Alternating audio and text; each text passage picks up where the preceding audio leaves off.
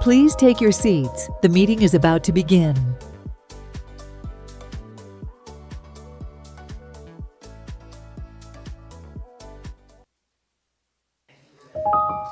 Please stand by. We are going on air in 5, 4, 3, 2, 1. Good morning, everyone, and welcome to the Tuesday, June 11th meeting of the Miami Beach Historic Preservation Board. I would like to, with this welcome, turn it over to Debbie Tackett. Thank you. Good morning, everyone. Before we get started with the agenda this morning, I'm going to turn it over to Nick Kalergis. Nick Kalergis is a bit under the weather, so he is joining us from Zoom today, and he will read the legal notices in the lobbyist registration notice. Thank you, Debbie, and good morning, Mr. Chair and members of the board.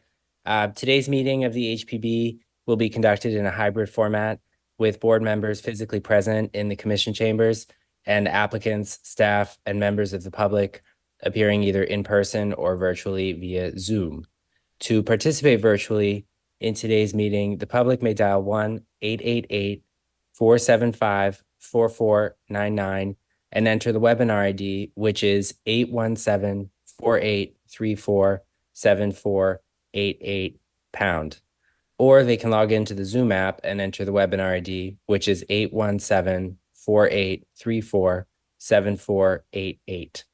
Any individual wishing to speak on an item must click the raise hand icon if they're using the Zoom app, or dial *9 if they're participating by phone. Before I swear in the public and staff, I'd like to read the city's notice regarding lobbyist registration. If you're appearing on behalf of a business, a corporation, or another person, you need to register as a lobbyist with the city clerk's office. If you haven't registered yet, you should register before you speak to the board.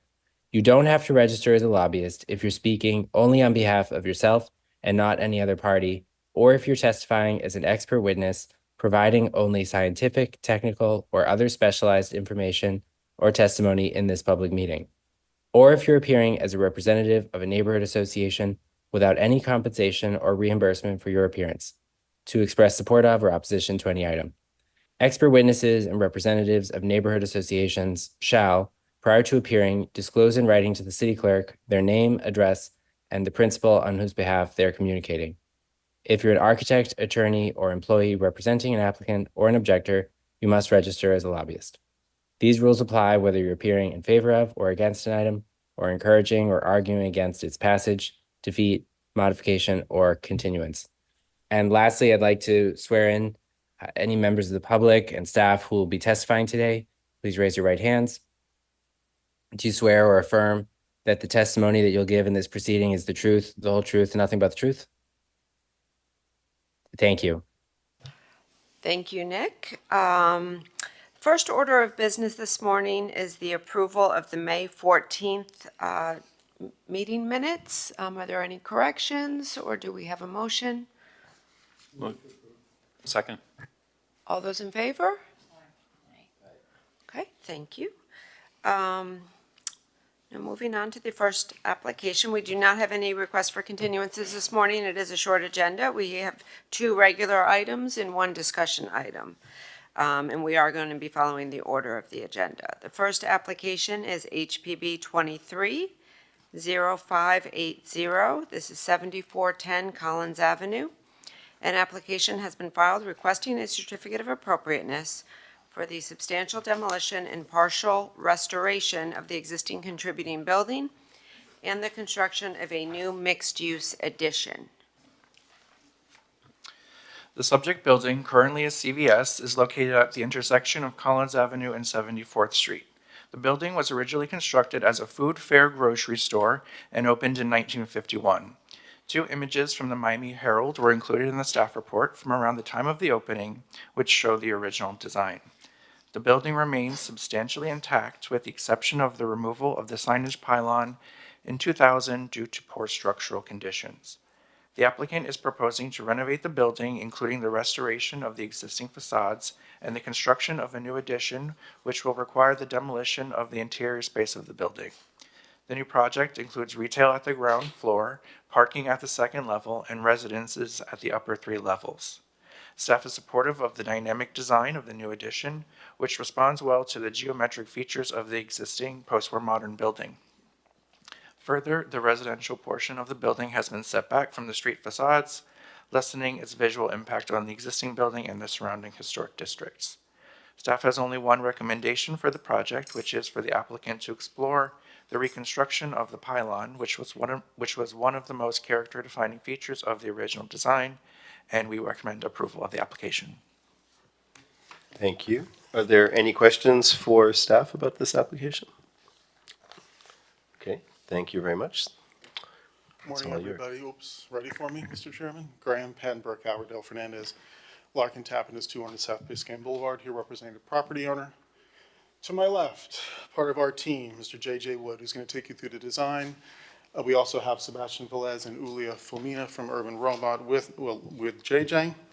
To my right, Mr. Arthur Marcus, our historic architect who prepared the historic resource report. I'm going to take you through the property briefly. We do want to discuss, obviously, the pylon issue because we think we've got a good architectural answer for that concern. So if we could bring our presentation up, I'll do the brief intro and then turn it over to JJ. So, subject property, northwest corner of Collins and 74th Street. It's a 15,000 square foot lot, currently developed with the 20,000 square foot commercial building, as Jake explained. To the west across Collins Court is the parking lot for this site, 740125 Harding. I'm shamelessly stealing from Mr. Siebeling's work to provide you with this image from the staff report, which shows you the building as it existed when it was first developed. I want to highlight, obviously, the corner elements. You can see the very large pylon, but the corner elements along the alley and along 74th and Collins, as well as that storefront system. Because when this thing was built, I don't know if it was America's most beautiful department store, but it had a full storefront system on both 74th and on Collins.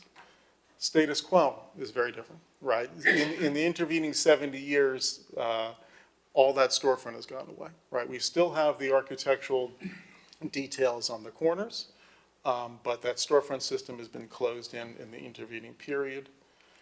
this view along 74th Street brings that into stark relief. You can see again what a dead zone it's created along 74th. And it's really not much better on Collins, right? That we now have these small gun slit style windows that have replaced the original storefront system. So as you see, when we're talking about the renovations to the structure, what JJ and Sebastian and team have done is reintroduce that glass and that kind of storefront system that was in the original building. Just a bit of housekeeping. This is the first of two applications you'll be seeing on this combined property. We have a second application, which all goes well, will be here in July for the parking lot. That will be a mixed-use building with office, townhouse, townhome, and retail. So with the combined development, this will be a full mixed-use project. It will have retail, two kinds of residential, plus office. So really, in our opinion, a real game changer for this portion of North Beach. Introducing, again, new office space and new high-quality residential to this area, we think is a big improvement. This is the overall view of that combined project, and with that, I will turn it over to JJ to take you through the design. Good morning, everyone. My name is JJ Wood. I'm one of the principals at Urban Robot Associates. Happy to be here this morning and to present this wonderful project. Address. The address of the office is 420 Lincoln Road. So we're right down the street. We'll have to swim there later after this presentation. So we're very excited by this project. I think there's a couple of very interesting things that we have the opportunity to sort of design, as Graham mentioned.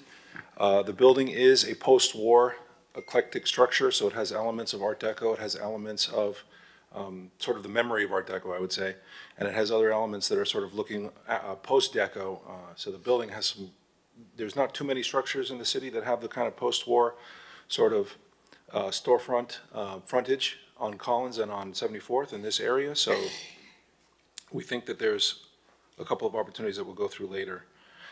In general, the demolition is going to actually demolish quite a bit of the building. We're looking to replace the interiors because we have to do some structural work to put the tower or the small, mid-rise structure.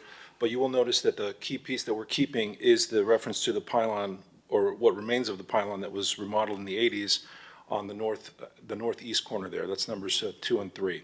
And that will ultimately become the residential entrance to the project. So from a demolition point of view, we're keeping most of the walls in place. We are going to take out the walls that are that don't have the storefront on 74th and on Collins and replace those with storefront, as Graham mentioned. We think it's very important. It's a great opportunity to actually bring back some of those original images that Jake found and helped us find, to bring back something that makes a lot of sense. Even before we found those, before Jake had found those images, we were proposing storefront on 74th because we thought it was a very strange condition that you would have nothing but solid wall there. So we're very happy to see that the original, we're sort of in keeping with the original intent of the building. So this elevation is looking at the present day situation with what we're proposing from the design point of view. And what's interesting here is that you'll notice on the north side of the elevation, on the upper elevation, that's what the tower has, that's what remains of the tower. So from an elevation, from an architectural street elevation point of view, that tower still has a presence on the street. This is what remains of it, and so we have decided to turn that into the entry to the residential structure. So we didn't center the residential entrance on the building, we actually brought it all the way to the north, and then there's kind of in the plan, you'll see that there's sort of a dog leg to bring you over into the lobby of the building and to concentrate the retail on the southeast corner, which is the intersection of 74th and Collins. And then I'd want to go back briefly to the original image that Graham showed, this image. So the food fair sign, this image is fantastic for a lot of reasons. One of the reasons is that it shows the corner of the building. This is the image that whoever was doing the marketing of America's Most Beautiful Low-Price Food Department Store chose to kind of highlight what they were trying to get at. And if you notice, the food fair sign is not necessarily oriented towards Collins. The actual text, and it's meant to be seen as you're driving by, right? The depth of the pylon is clearly oriented so that from this view is how you see food fair, not necessarily from Collins. This is an old design move, a classic design move, a classic design solution. I would say. You see this on Biscayne, you see this in a lot of MIMO, where the whole idea is that as you're driving by, it speaks to the time period post, kind of post-war, focus on in the 50s when cars driving by on Collins. So the whole idea is that the signage is meant to be read from the south and that's how that's the orientation, that's the design. So what that does is that it creates a depth to the signage that is, that sign I would have to guess is probably 15, 20 feet deep into the structure. At the end of the day, it's also an empty, it's pretty much, it's very permeable, it's very visually see-through, right? So it's actually not necessarily a very heavy post-war sign either, right? The whole point of the sign is to read the text.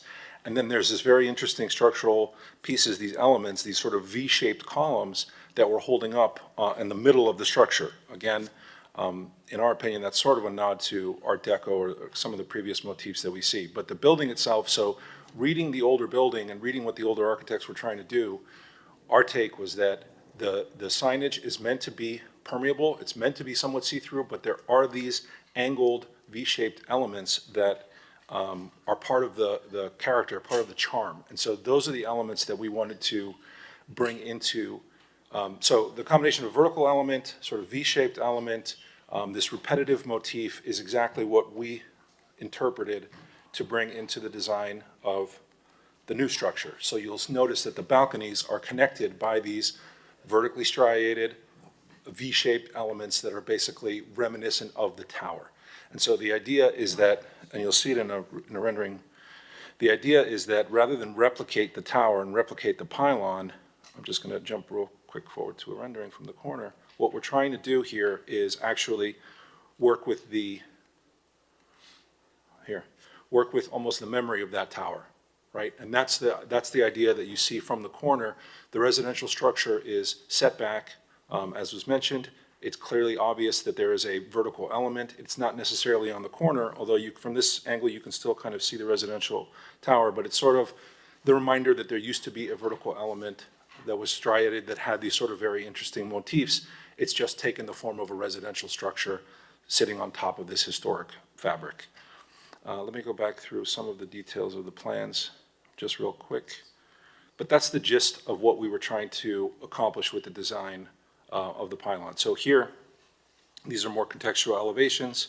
We've got, on the top, you'll see that's the elevation that I guess will be back in a month, all going well, for the other application. But you can see on the middle elevation here from 74th Street, again, the tower is sort of, well, I call it tower, but it's really the apartment building is sort of set back and is clearly reminiscent of that original structure. The ground floor, you can see the residential lobby is pushed all the way, or at least the entrance to the lobby is pushed all the way to the north. That's where the historic pylon was located. The retail is potentially split in this regard, but it's about 8,300 to 8,379, I think, square feet. There is connection through the alley. We're using the alley as for service for loading. That's where the ramp takes you up as well, the alley, to go into the parking. So I think from an urban design point of view, it's also sort of we're using the back of the house properly. One of the many amazing things that Miami Beach has to offer is the use of those alleys. This is the second level parking. There's basically one parking deck. So you come up, this would be for residential use. You can see the core is sort of situated so that you can circulate around it. And then there's 6 units per floor in a fairly small footprint, set back from all the different sides so that it clearly doesn't necessarily compete with what came below. And then the roof deck of the structure has basically a pool and some other amenities. So this is sort of a slide that's talking about, the other thing that we're doing is bringing down on the corner, there are these very interesting vertical elements that are going to create these great shadow lines. And so we decided to actually continue those down onto the corner in case the retail wants to split between 74th and Collins. So you kind of create this condition where it's clear that there are 2 separate entrances. And that's also an opportunity for signage, which you'll see in the rendering. This is the alley.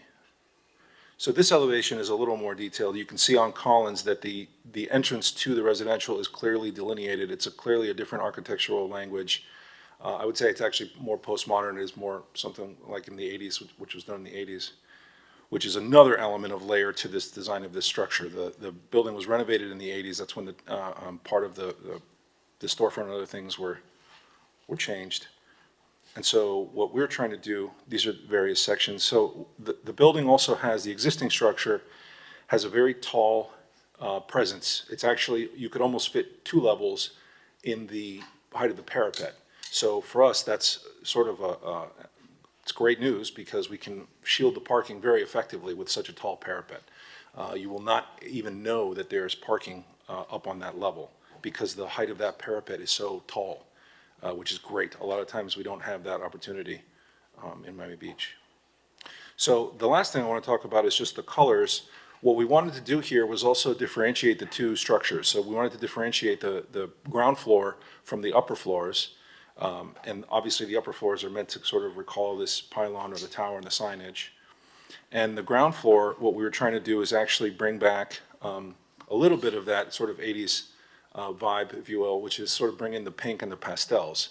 So I think a lot of buildings on Miami Beach in recent history have been sort of white and gray, very beautiful. It's an expression of the form. It's taking clues from Art Deco so that the light is doing the work of sort of decorating your building. And so here we kind of had the opportunity to do something that stood out, that was a little more obvious. We feel at this point, I guess the 80s are somewhat historic for some of us. I grew up in Miami, and from the 80s, Miami Beach was always a place of pastel buildings.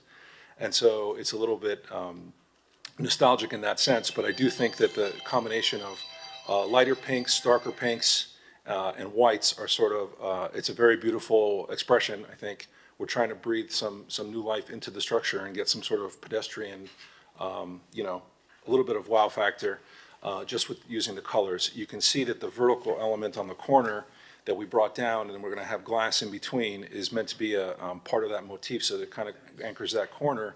And again, you can have the 2 separate entrances, whether off of Collin or 74th, right? That's sort of what the corner is showing. And I think that concludes my presentation, Graham. We'll open ourselves up to questions in a second, but I just want to add a couple things. Regarding outreach, we presented this project to the North Beach CRA Steering Committee. I think it was even late last year, it's that long ago. And they were supportive of it, they're very excited about it as well. They think it's a benefit to North Beach and we also, to make sure that we've reached out to our neighbors, we had a Zoom meeting that we invited every residential property owner in the 2 blocks to. No one attended, so I wasn't, a little sad that no one came to my Zoom meeting, but we reached out to everyone in the immediate vicinity. So with that, obviously, we'd ask for your approval of the project as submitted. We're here for any questions, and I'd like to reserve time for rebuttal. Great. Thank you very much. You guys can remain there. Does anybody have questions for the applicants? Go ahead, Brian. If you could, I'm just trying to understand a little bit, I guess it's the residential building that sits above the parapet, the pink parapet. What are these zigzag, what is this constructed of, this like kind of the zigzag terraces? It's hard to kind of tell what the materiality is. He's looking at the aerial rendering that you have, just so they could Yeah, put it up. on the aerial. This one? Yes, or any of those. You can also highlight if you want to highlight. Oh. These guys? These elements that connect the balconies? Yes. So there's actually a space between them. They're meant to be, most likely they'll be constructed out of aluminum, painted aluminum, and so there'll be something that is, we probably would not do it out of concrete. It's probably going to be an aluminum that just connects the concrete balconies. And so it would be painted aluminum or painted metal.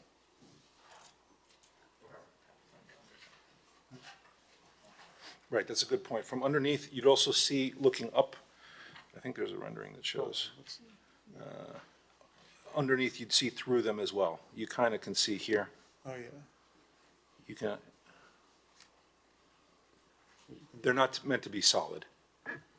And so just going back to your presentation, you said symbolically you feel that the original signage tower is echoing the structure? Is that what I'm Yes. looking at? So I would say that the element of signage in the food fair was important for the food fair. It was sort of building a signage, right? And I would say that here, it's a similar approach. It's building a signage. And what we're doing is taking the elements, some of the elements that translate from the original signage into the building itself, without the words food fair, without a historic sort of replication. It is meant to be an interpretation. Can you show the best rendering that you have of that entrance, of the new residential entrance? I don't think we have a rendering. We have the elevations. Here is probably the most. So it's here.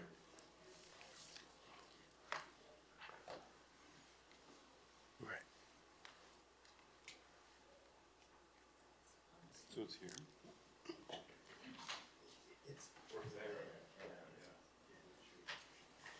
And, yeah, Elizabeth? Okay. How much of the existing structure you are changing to create that entrance? Because from the elevation, it's difficult to see, and there is a photo on page A09 of the existing. So can you just walk us a little bit through the changes from that photo to reach your elevation? So we are, here's the elevation. So we're basically keeping everything of the residential, I'm sorry, of the pylon. What we're changing is the storefront. So we're keeping, I mean, based on everything that is architecturally significant, and we're sort of renovating, bringing back the glazing storefront. So this is the tower,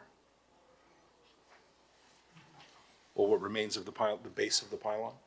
That's what we're keeping. So JJ, this isn't a circumstance where the existing structure is getting taller or we're adding No. height to it. No. It is the existing structure.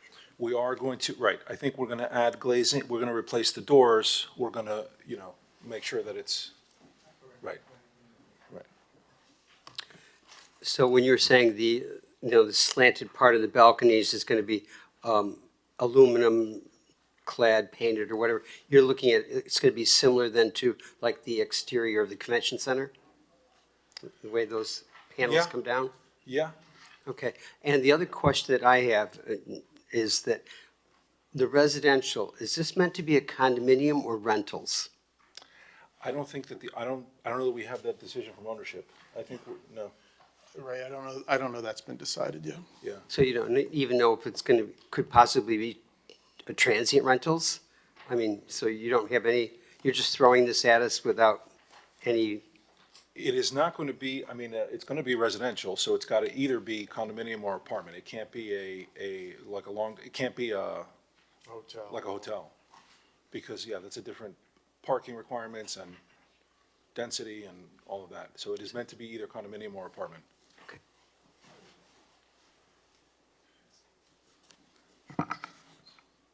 I have a question. I like the project, I like the design, but my question is phase one dependent on the approval of phase two? No, they are independent, they comply independently, I think. Is that kind of what you're asking? In other words, if Right. you get approval for this building, doesn't necessarily mean you're going to construct phase two, or vice versa. Correct. They're separate. We were at some point trying to connect the parking above the alley, and that went through a whole series of complications. So that's why originally there was a connection above the alley, but that has gone away, and so each project is effectively independent. It has its own independent development thresholds that they're complying with. But the same ownership groups? Yes. Yes. And they were designed cohesively, I think. Yeah, and you'll see, not to add to that, but next month you will see that we have added, there's a loading space on this property that will be providing an easement to the other side of the street for loading. But this building does not rely on across the alley for anything. It can stand on its own. Haskell, you finished? I'm good. Okay. I'm good, thanks. Thank you so much for the presentation. It's a beautiful project. My question is, I do understand, this perhaps is not feasible in today's environment, but can you explain a bit more, like how you approach signage in regards to the horizontality of some of these more monument signs here in the historic images? So, yeah. Okay, let me go to this one. So What we're proposing is that so we don't have a slide that shows the two of them together, but what we are proposing is that the signage would actually sit on the eyebrow. If I go to the last rendering, you'll see. So the monument sign is not sitting at the top of the parapet. We're leaving, what we're doing here, this image, so we're leaving the top, oh, yeah. So we're leaving this element, right now it's shielded by the tree, sadly, in the rendering, but it is going to be painted differently, and I think just given the size of that signage, I don't think we could get approved today, or we'd have to come back for a separate variance or for a separate approval from the board for a signage that big. It's quite tall. So what we did is, we wanted to concentrate the signage towards the corner and have it sit on top of the eyebrow. And then we would probably do the same thing over here, but we're leaving that element, we're leaving that space. It's becoming more part of the architecture, basically. If the board wants to give us approval to put signage there, we'll do it, but. You would have to, yeah, okay, there you go, we'd have to, yeah. I was going to ask, just ask staff, because we've been talking about that there were a couple of things, maybe you can kind of talk us through, now that we've kind of seen the project a little bit more, your idea for the tower entry, but also, and also maybe the landscape. Was there a landscape plan that you had? No, wait, it wasn't. We are incorporating planters, sorry. Go ahead, yeah. No, we are incorporating planters behind the parapet. In the presentation, we didn't include the landscape plans, but there are planters behind the parapet buffering the parking a little. Okay, that was kind of what I was getting at. So, yeah, we've been somewhat relentless with the applicant regarding the pylon, the big pylon signage. It's, when we see these, it's so characteristic of that post-war period in terms of these signs that JJ is absolutely correct. We're really oriented toward the automobile.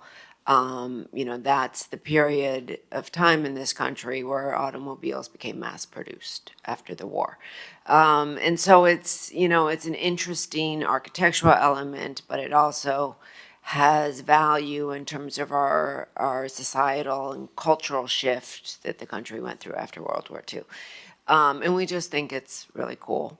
But we have, they have explored it during our discussions. We aren't sure why some of it can't come back, or the majority of that vertical element. I think, one technique used in post-war architecture that we see quite often is a horizontal emphasis to architecture that's punctuated by a very strong vertical element. We saw that at the Deauville is a great example of the effectiveness of that architectural strategy. So we keep being relentless about it. We understand there are practical issues. We understand this is a change of use from a primarily commercial building to residential. We are extremely supportive of this residential project in North Beach, and we understand that sometimes these large signs do conflict with residential use. So, we're understanding, we just wanted to push one more time. All right, any other questions from the board? Yes, I have a question regarding those vertical elements that you introduced on the corner, because that's, to me, seems to be the biggest change you are doing from the historical elevation, because bringing the storefronts is kind of bringing the past back. But that's a new element that you're adding. Can you explain a little bit how they are happening, if they are increasing the interior space, or they're just flush with the exterior wall, or? It's a good question. They're basically flush with where they are now. So I don't think that they're increasing the footprint, because what was there before was effectively that same corner. But what they are doing is, Debbie kind of hinted at it, they're actually trying to be that vertical element that punctuates a very horizontal sort of facade of, so 74th is a very horizontal facade, and on the corners, it has this, these very strong vertical elements.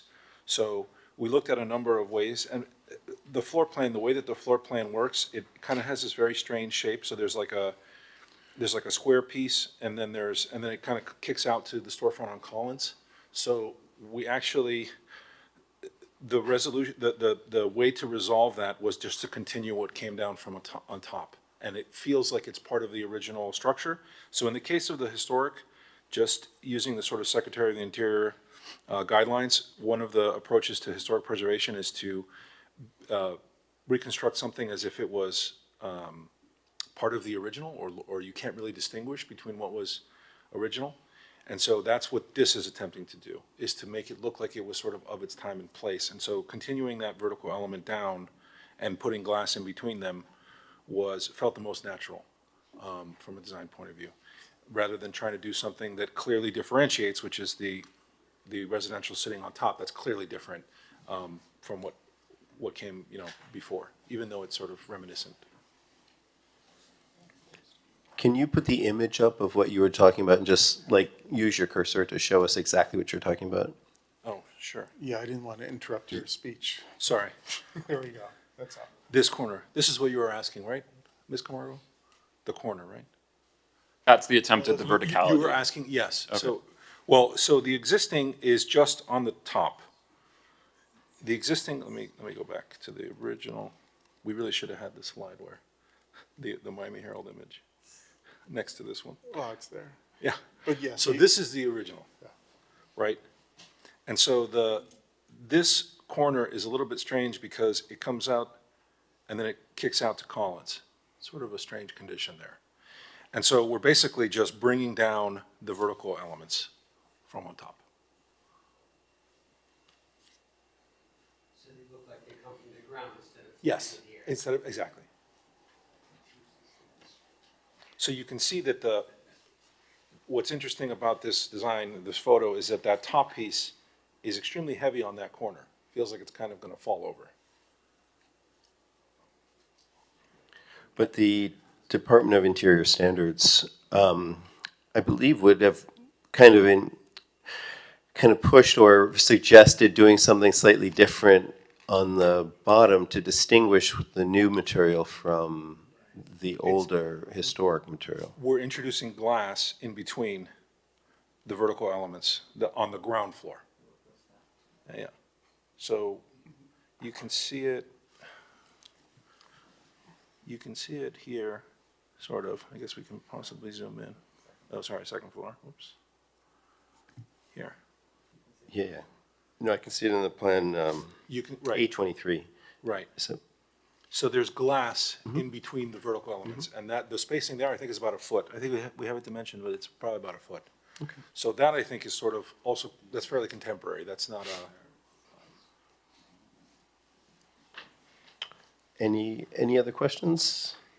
I have one more. Yes, please. Can you explain your decision of having the 4x4 tiles below all the storefronts? Just seem an odd material to put in an elevation, I mean, compared to everything else that you're proposing. so let me just go. These? Below the glass here?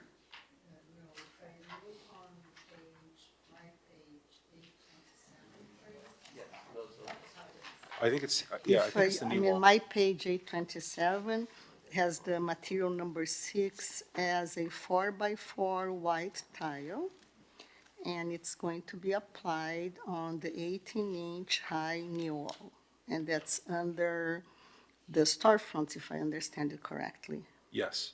So this is the knee wall is a sort of classic Miami Beach storefront solution.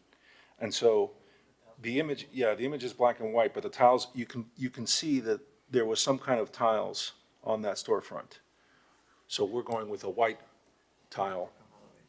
And I'm being informed that the microfilm elevation, I think, had it as well. So that is meant to be, I mean, we can work with staff on the final color and the tile. But the 4x4, we're taking it from here. on the knee wall, which I think is also fairly classic. That's, Thank as opposed to stucco, I think. Okay. It looked to me a little bit like that could have been the microfiche grid kind of Maybe. floating over the entire image, which could be part of the historical record. Yes. Right. So just a little, just to add to that conversation, Mr. Chair, if you don't mind. The rendering on page, let's see, this was 8 of the staff report. And this is where it gets interesting. Notes that the knee wall portion, the lower part of the building, the solid portions were clad in marble. That's on the rendering. We found a permit from the 80s that actually showed the removal of the marble, but only at the upper facade. So, and if you look at the photograph on page 9, it doesn't look like there's any marble at the lower portion, although we don't know. It does look like it's the relatively small square tiles. It's not uncommon. We see a lot of these tiles on buildings in a kind of a greenish color throughout the city. I don't have an issue with the white proposed, but we could also look at, I mean, I love the pink paint scheme. We could also look at another color. Absolutely. And I'm happy to work with JJ and his team on that. It's just to refer to the photos you're talking, Debbie, on the rendering to the left, it shows like much bigger squares. So like the new wall was one whole piece, there is only vertical lines. And then the photo that has the microfiche grid on it, then it gets a little bit lost in that. On number 6, or? Yeah, on this here. No, I'm talking Oh, you took this one. on the staff This report. is page 8 of the staff report. Yeah, I think the intent of the design may have been the larger pieces of marble at the ground level, and Very then engineered. someone realized, you know, either with the cost or the practicality of having marble so close to, you know, an area that's gonna need a lot of maintenance, may not be a good idea, so and this is just conjecture, but I believe when it was constructed, that lower portion at least were tiles. At some point, there was some marble on the upper portion of the facade. So, as often the case, sometimes when architects design buildings, especially, you know, pre-1980, in the field, when they start constructing them, sometimes they just make changes without updating the plans. And we see that often. So I think that's probably what happened here. All right, great. So if we have no further questions for the applicant, then we will do board disclosure. Any disclosures? No? No, seeing none, then open public, oh, yes, sorry. I had a meeting with the applicant and architect. Okay, thank you, Lindsay. Then we open it to the public hearing. Anyone on Zoom, please raise your hand if you would wish to comment on this application, and anyone in chambers, please come forward.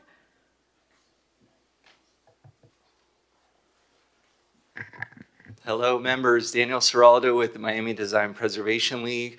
Thank you all for your service. So we are in support of the application. We didn't notice that specific part, though, about the verticality, so I'm glad that the members picked that up. And we do like the idea of reintroducing the pylon, if it were possible. Obviously, putting food fair wouldn't really make sense, but if there is a way to use signage to reintroduce maybe illuminated signage, it could be really interesting. So hopefully that's something that you all consider too. Thank you. Okay, thank you, Daniel. Mr. Chair, I see no other members of the public wishing to comment. All right, well, now we have board member comment about the project. I think it's a great project, and I'm thrilled you didn't have a variance. Thank you. Thank you, Ray. Haskell, would you like to say? You okay? Laura? It's such a beautiful project. really the lot is 100 by 150. So if we think about it, it's really 3 residential lots. And to have such a mixed use, walkable, I love this area of North Beach personally. So it's a fantastic project. I loved the delicate, details with all the coloring. I didn't think it was, overwhelming, which sometimes it, can be, but definitely feels like Miami Beach, however, intangible that is. I do love the signage, and I'm hoping that, I actually don't know how the permitting works with the historic signage. I would hope that it would be easier actually and get expedited if they are following the historic images. So maybe after everyone comments, we can kind of speak more to that, but I would love to see, obviously, the pylon. Everything is possible in construction today. I know it's a matter of cost and also marketability, really, of the, residential or condo. But personally, I would love to see that back, as well as the horizontal signage, if there was a way to reintroduce at least the, typography, not necessarily the actual food fair, although I think it's kind of cool too. But I love the mixed use project. I think it's perfect for the area, and again, on such a compact lot. So congratulations on such a beautiful vision, and congratulations.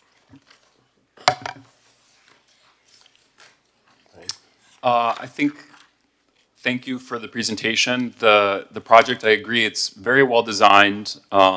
It's really encouraging that you guys were able to straddle, I guess, the different architectural moments that exist specifically in North Beach, and that you were able to kind of layer on those perspectives. I think that's something that I really enjoy seeing, and sometimes the designs that come before us don't necessarily do that well, and I can tell that this was incredibly well thought out. I would echo Laura's point on this signage. I'm just curious, like what other kinds of applications, could be, or homages could be paid to that signage, the horizontal signage, and, with assuming that it was consistent with the, residential nature. I understand it's a different use. And yeah, I mean, it's a really well-designed project. I just would be interested in that horizontal signage and the pylon as well. It could be. I'm just curious if there were other thoughts that you guys had before this, that, kind of things that didn't make it through the drawing board because of cost, or, other ideas that perhaps could be a little bit more visually consistent. Sure. Let's just go through the comment, and then I'll give you a chance to kind of touch base. Elizabeth, would you like to say? Thank you so much for the project. I think it looks beautiful, and I mean, it's well designed given the constraints of the site. And I appreciate your explanation of where you got the inspiration for the diagonal metal elements you have there. I thought it was a brilliant idea to create privacy to the balconies.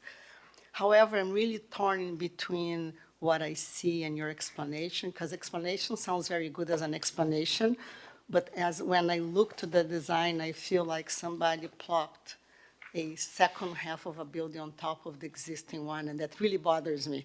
I think if the pylon were there and you could actually see the diagonal columns that you referred to in the pylon, it would make more sense, but because it's not there, it's just like a connection to a past that does not exist anymore. So there is like a broken link, and that bothers me. But that's only my comment. Thank you. Lindsay? So I really appreciate the project you guys are putting together. I agree with some of my colleagues' comments that this is something we love to see, this type of redevelopment, specifically in North Beach. Obviously I know that it's been a strong suggestion to explore the vertical element. And I'll share with you, again, my comment, but I'll share with the board. My suggestion was, or my thought was, that it would be a nice way to further draw the eye to the entrance to the residential building, because it's right under that pylon. So if there's a way to feasibly do it, maybe on a smaller scale, not as deep. I know that was part of the issue, right? Was the depth and how that extends into the parking space, that sort of thing. You know, I would love to see it, but, you know, as I think Laura said, you know, anything can be done, but it's a matter of cost and whether it integrates. And if it, you know, is cost prohibitive or doesn't integrate, then I understand the decision. But those are my thoughts. Excellent, thank you. Did you want to respond? I did. So there's a couple of things to note. We definitely looked at many, many, many options for this signage. There's a couple things that they didn't have to design for in the 50s that we designed for now, and those things are called hurricanes. And so the signage to put a tower of that scale and that size on the corner of a building is going to require significant foundation and significant bracing. And so it will be our fear was actually that the signage ends up reading very heavy. So if you look at this pylon signage, it's incredibly permeable. And so we haven't gone You're looking at the through historic historic If you guys could put up the presentation again, please. So the historic image, yeah. So the historic image, that's one of the things we liked was the fact that you had this permeable sort of vertical piece, right? This clearly is where the balcony kind of divider sort of came from, right?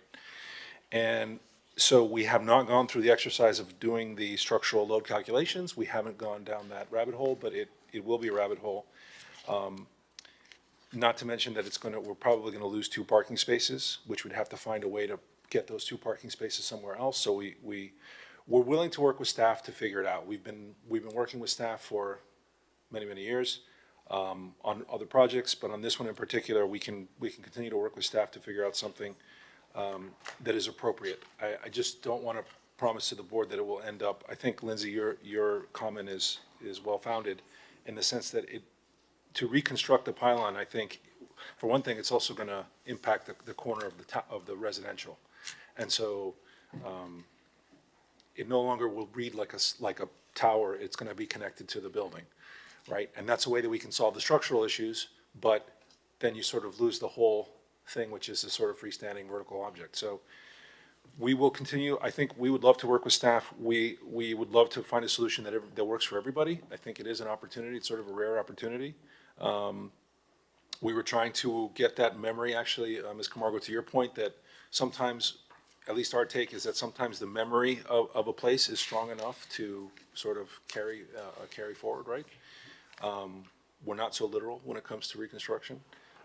But that's okay. I think we can work with staff on that and figure out a solution that works for everybody, because it is something that's, pretty unique. And I'll just add that it looks like I'm fine with your solution to that corner. I think when it was built, this was a single-use building. So the sign was meant to tell you it was a place to buy food. Now it is a multiple building, has multiple uses, and a single sign would not serve. I don't think it serves this building. I also think it's not like it's an existing sign that we've all grown to love and that any of us have seen, and that it's all. And so I would also say that you would, keeping that structure at the end, which I noticed in one of the renderings is painted yellow. Is that the way it's going to be in rendering A35, which is that corner rendering that you usually show? It's kind of behind a palm tree, but if you look closely at it, it looks like it's. I don't think it's not meant to be yellow. Oh, that's the next building? Oh, so the next building has the larger. Right. It's that little one with that pink. Yes. Little square on it, right? Yes. Yes, my glasses playing tricks. Yes, on the me. yellow is our neighbor. Yes. So, yeah, I guess that, yeah, so I think this is a terrific project, and you guys have done an amazing job with it. And I'd be happy for you to work with staff on kind of how to articulate that entrance more, maybe more powerfully with some kind of, you haven't shown a sign for what that condo or apartment building would be, and how somebody would know that it's there. But I think staff, if you're willing to work with that. Yeah, and I think, Laura, you had some questions about the signage too. So with regard to the tower, I was just looking at this and talking to Jake again. JJ, I don't know if you've looked at, but one option that might be really interesting would be, instead of reconstructing the entire pylon, which actually may result in the need to demolish more at the ground level, have you looked at potentially just bringing back those vertical fins? And maybe those don't need to be concrete, they could be in Right. a different material, could- maybe right. they could have transparency within them That's as a great well. idea. That's a I great mean, that, idea. and then they could be lit. Right. And that would be a very beautiful kind of beacon, which would Right. be very consistent with the intent Yep. of the food fair signage. I think that's more feasible. I think if we were to make it light Right. and steel and something like that and lit, we could absolutely. And it do would that. be cool, and I think it would be appropriate because Right. food fair needed the advertising, right? Right. Because of the function of the building and the period it was built in. A residential building doesn't need to be advertised necessarily, but this would just be a beautiful architectural element that would have a nice lighting to it and kind of serve as a beacon for the entrance.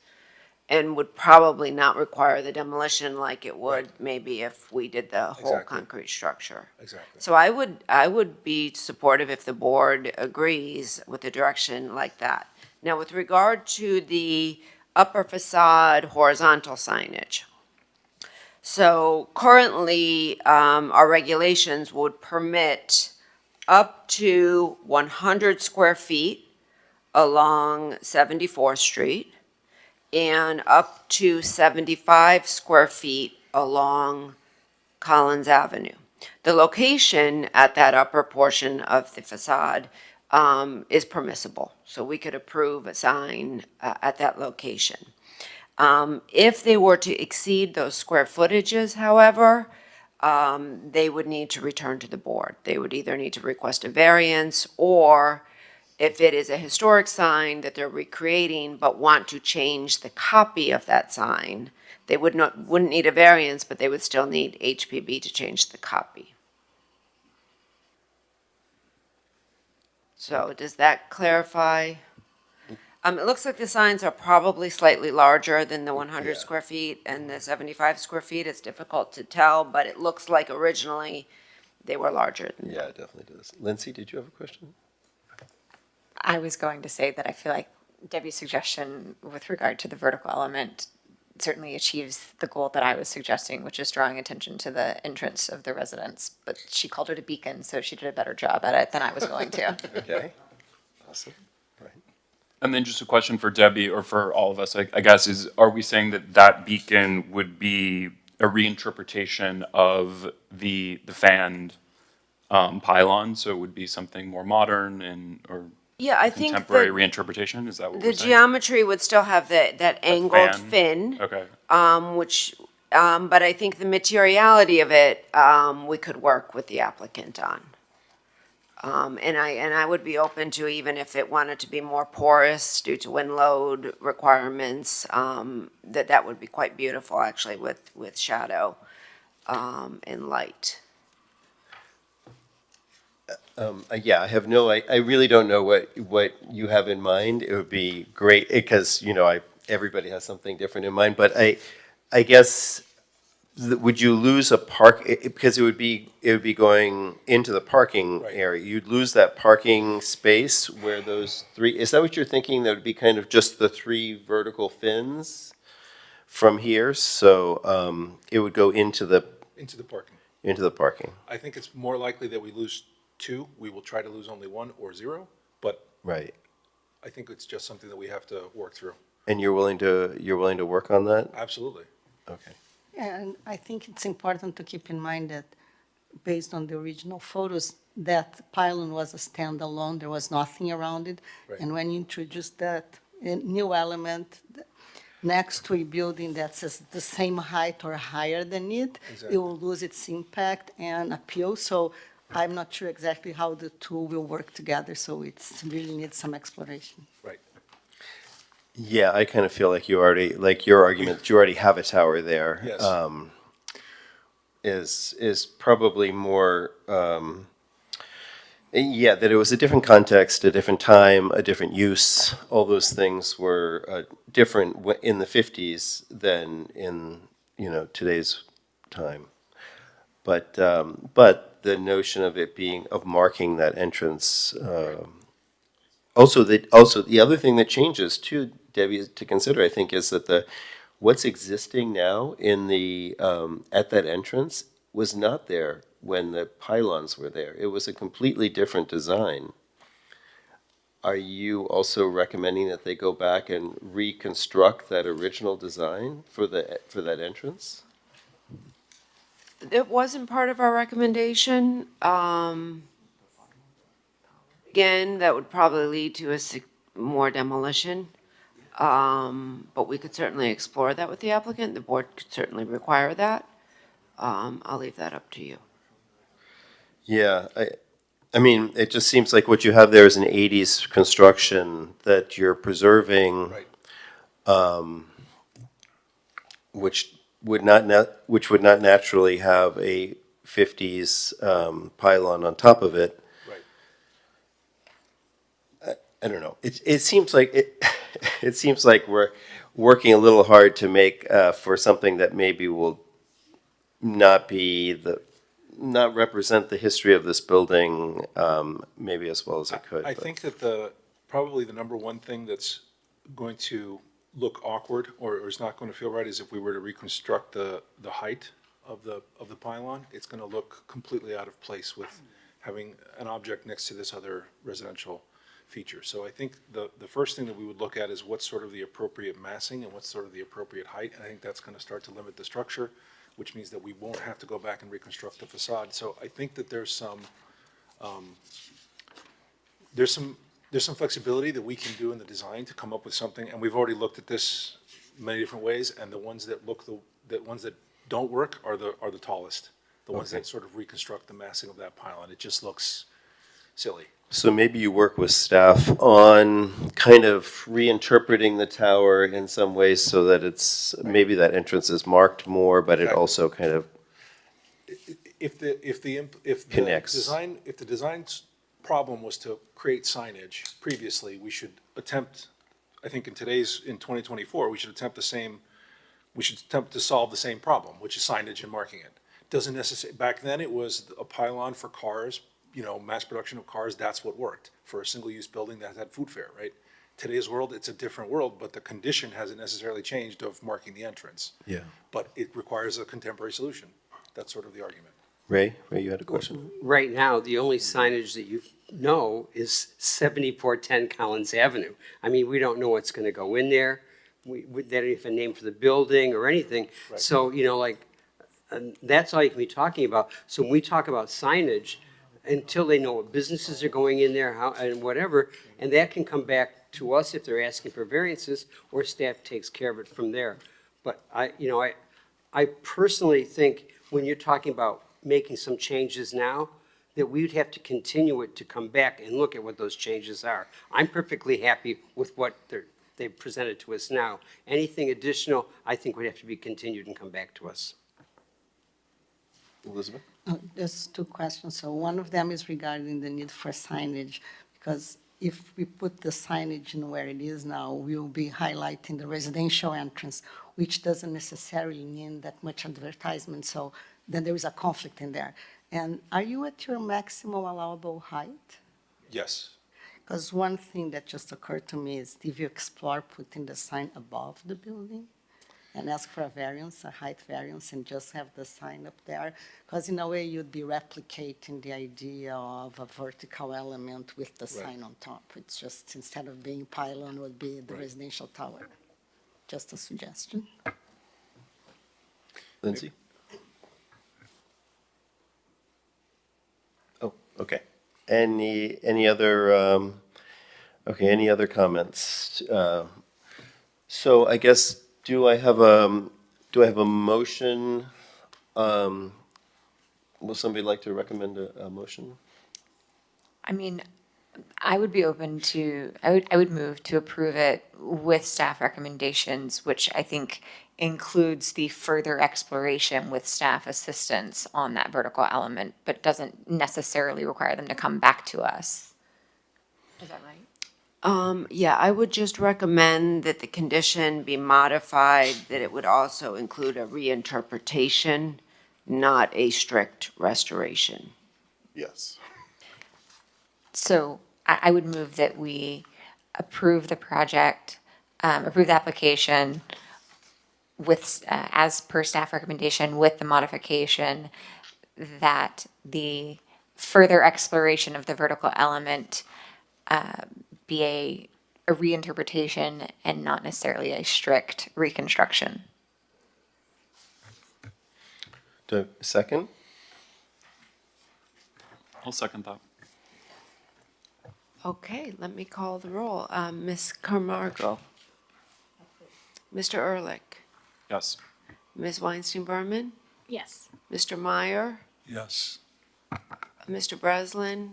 Yes. Ms. Lovell? Yes. Mr. Stewart? Yes. Thank you so much. Thank you. We'll see you next month, and get well, Mr. Kalergis.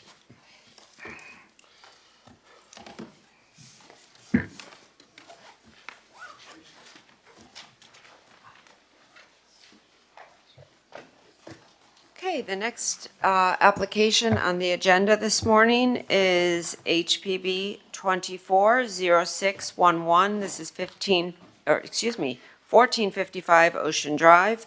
An application has been filed requesting a certificate of appropriateness for the introduction of a canopy structure along 15th Street and a variance from the required setbacks. The subject building is a 15-story mixed-use residential and commercial building. It was constructed in 1998 at the southeast corner of the intersection of Ocean Drive and 15th Street. The applicant is requesting a canopy structure that would provide weather protection at their existing vehicular entrance. It would be providing weather protection adjacent to the guardhouse for guests of the building when they need to enter through that system. The existing guardhouse and barrier gates are located within the driveway, and it is a staffed guardhouse for security. The new canopy is proposed to be introduced to provide the rain protection for the guests while they communicate with the guardhouse. The canopy is composed of aluminum columns and beams, and it does have a glass roof. Staff has no objection to the design of the guardhouse, which is consistent with the architectural character of the existing property. So we do not believe it will have any adverse impact. It's a very light structure on the existing building site or the historic district. The variance is somewhat complicated, but they are requesting to reduce by 42.49 feet, the minimum required side facing a street setback of 49.35 feet in order to construct the canopy with a setback of 6.86 feet from the north property line. It's important to note that the existing building, including the guardhouse, have currently non-conforming setbacks. So if they came in to build the guardhouse in the exact location that it's at today, they would also need the variance. It's also a very unusually large lot width, and the side facing a street setback is calculated based on the width. It would be 15% of the lot width. In this instance, the lot width is nearly 300 feet. So the required north side setback, which is close to 50 feet, would not serve their function whatsoever, right? Because it would be significantly past where vehicles need to stop to check in with the staff of the guardhouse. Staff would also note that the lot is very irregularly shaped. It has a significant jog along the north property line. We do believe these present practical difficulties due to the unique conditions of the property. including both the existing non-conforming structures as well as the irregularly shaped lot, and we are recommending approval, subject to the conditions in our staff report.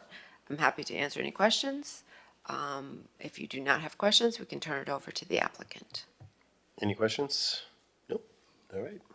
Please, would you like to present? Good morning, members of the board.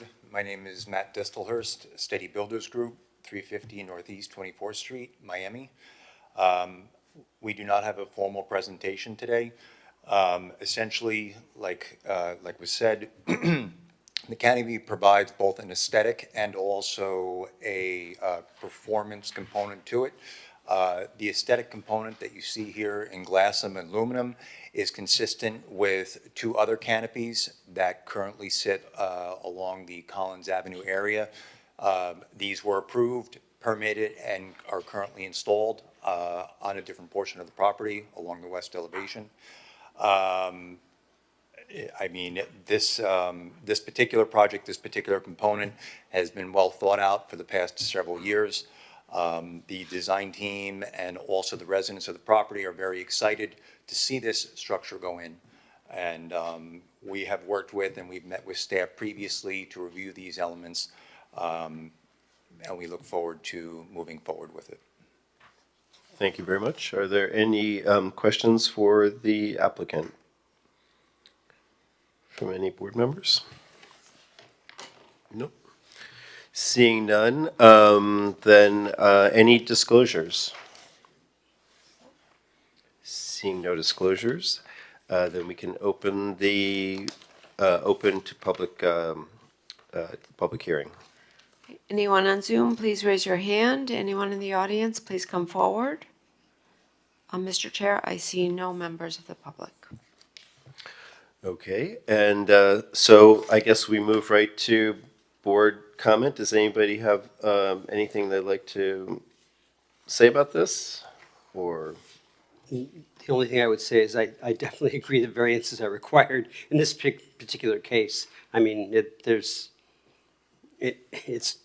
totally within their property. It's not at all affecting anybody walking by or around, and to me, that no problem. anybody else? Any comments? Seeing no comments, do we have, and we did disclosures, we did board comment, and do we have a motion? We need two motions. We need one for certificate of appropriateness and then one for the variance. We can do either one first. Let's do the variance first. You were just mentioning that.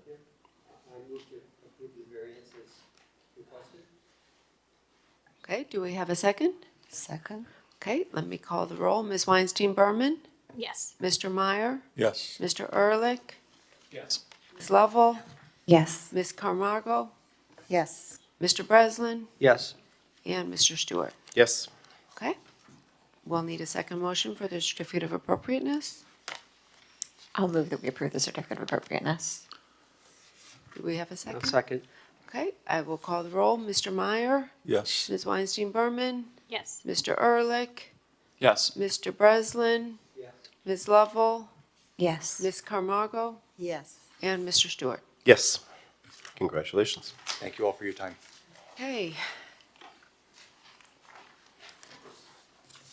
So the last item on the agenda this morning is a discussion item. So this is discussion only. There is not a project before you. But it is a proposal to convert the Clevelander located on 10th Street and Ocean Drive to a residential project with no outdoor entertainment. This discussion was referred by the Land Use and Sustainability Committee at their previous meeting. Actually, it was, I guess, in their May meeting. They did see a presentation by the owner of the property and his representatives, which included the conversion of this entertainment nightlife venue to a residential project. And part of that discussion was regarding potential amendments to the land development regulations which would include potentially additional height and additional FAR. And the Land Use Committee did discuss the item. They focused specifically on height and massing.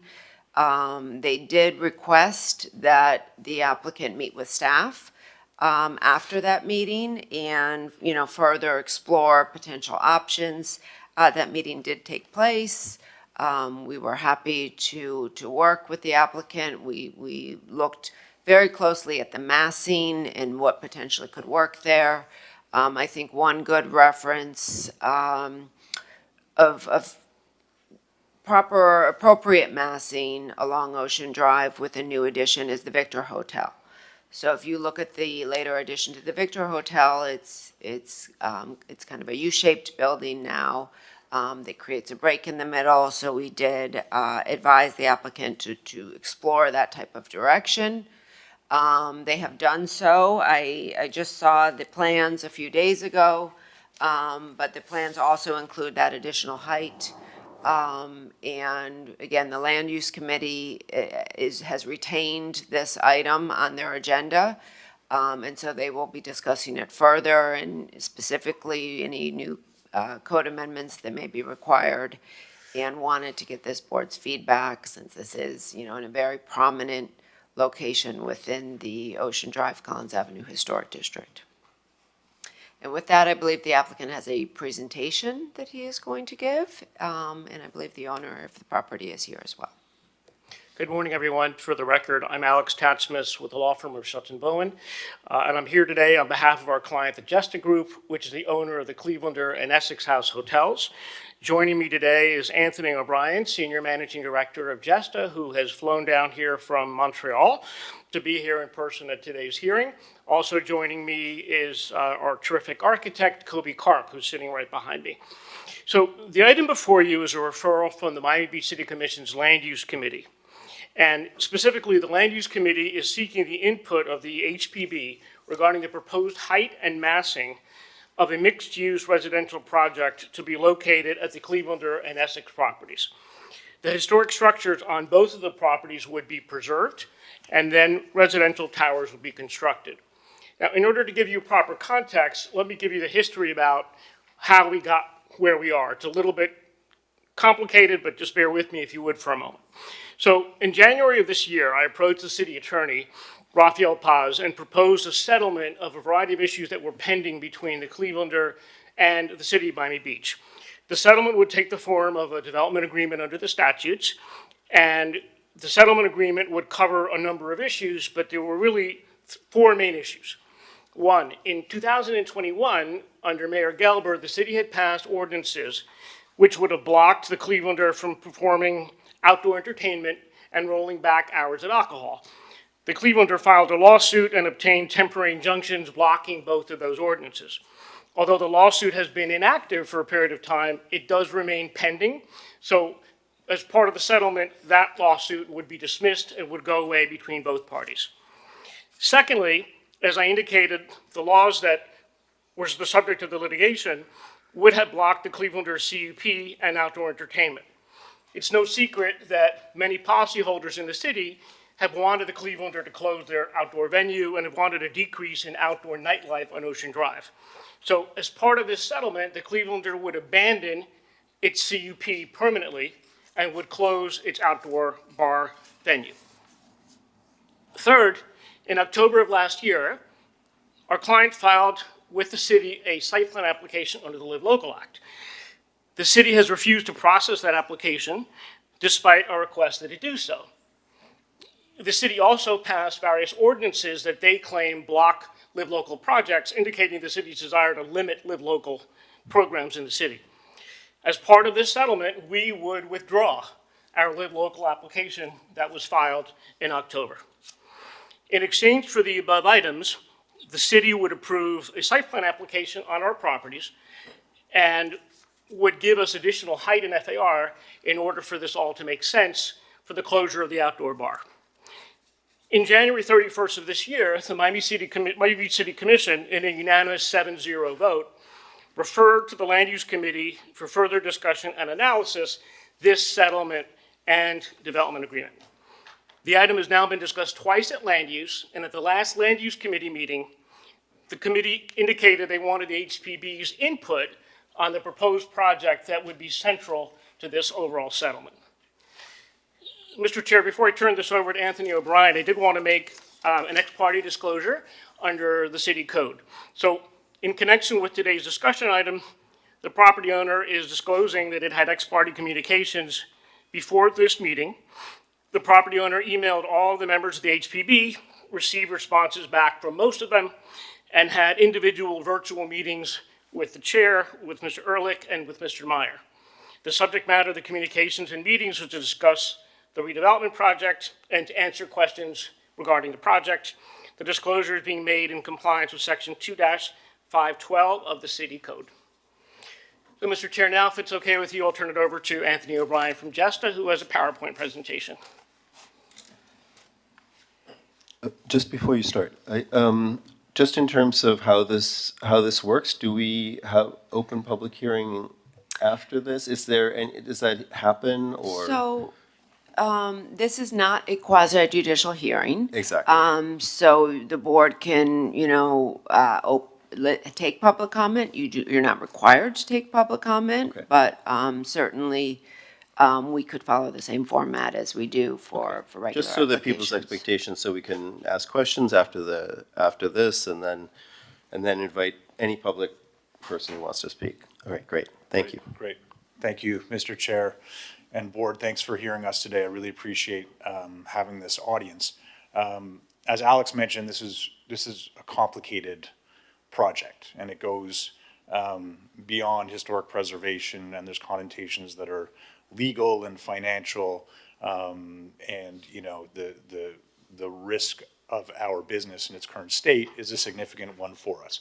I know that most of you are here to talk about historic preservation, and that is certainly a very, very important piece of this for us. I say that because when we first bought the Clevelander, I believe about 7 years ago, the intent was never redevelopment. It was never, how do we figure out how to build a residential tower here, et cetera. We loved the business model, but more importantly, we loved the iconic architecture and the neighborhood that it sits in. And our company, we're not a typical, I guess, nightclub owner or something like that, that Clevelander you would expect with other people on Ocean Drive. We're a large international development entity, and we tend to specialize in projects that are, typically in sensitive heritage areas. So we have a fair bit of experience in that area. I'm not saying we're experts. I'm not saying I'm a local to Miami and I know exactly what to do. We're trying to approach this in the most collaborative way to come up with a project that makes sense for us, but also more importantly for the community. And 100 years from now, we're all looking at this saying, hey, that was a good decision. This is a direction that we're glad we took. So if I can go to the presentation. Our company, we're located in Montreal. Thanks for having me fly down into a rainy week. I do appreciate that.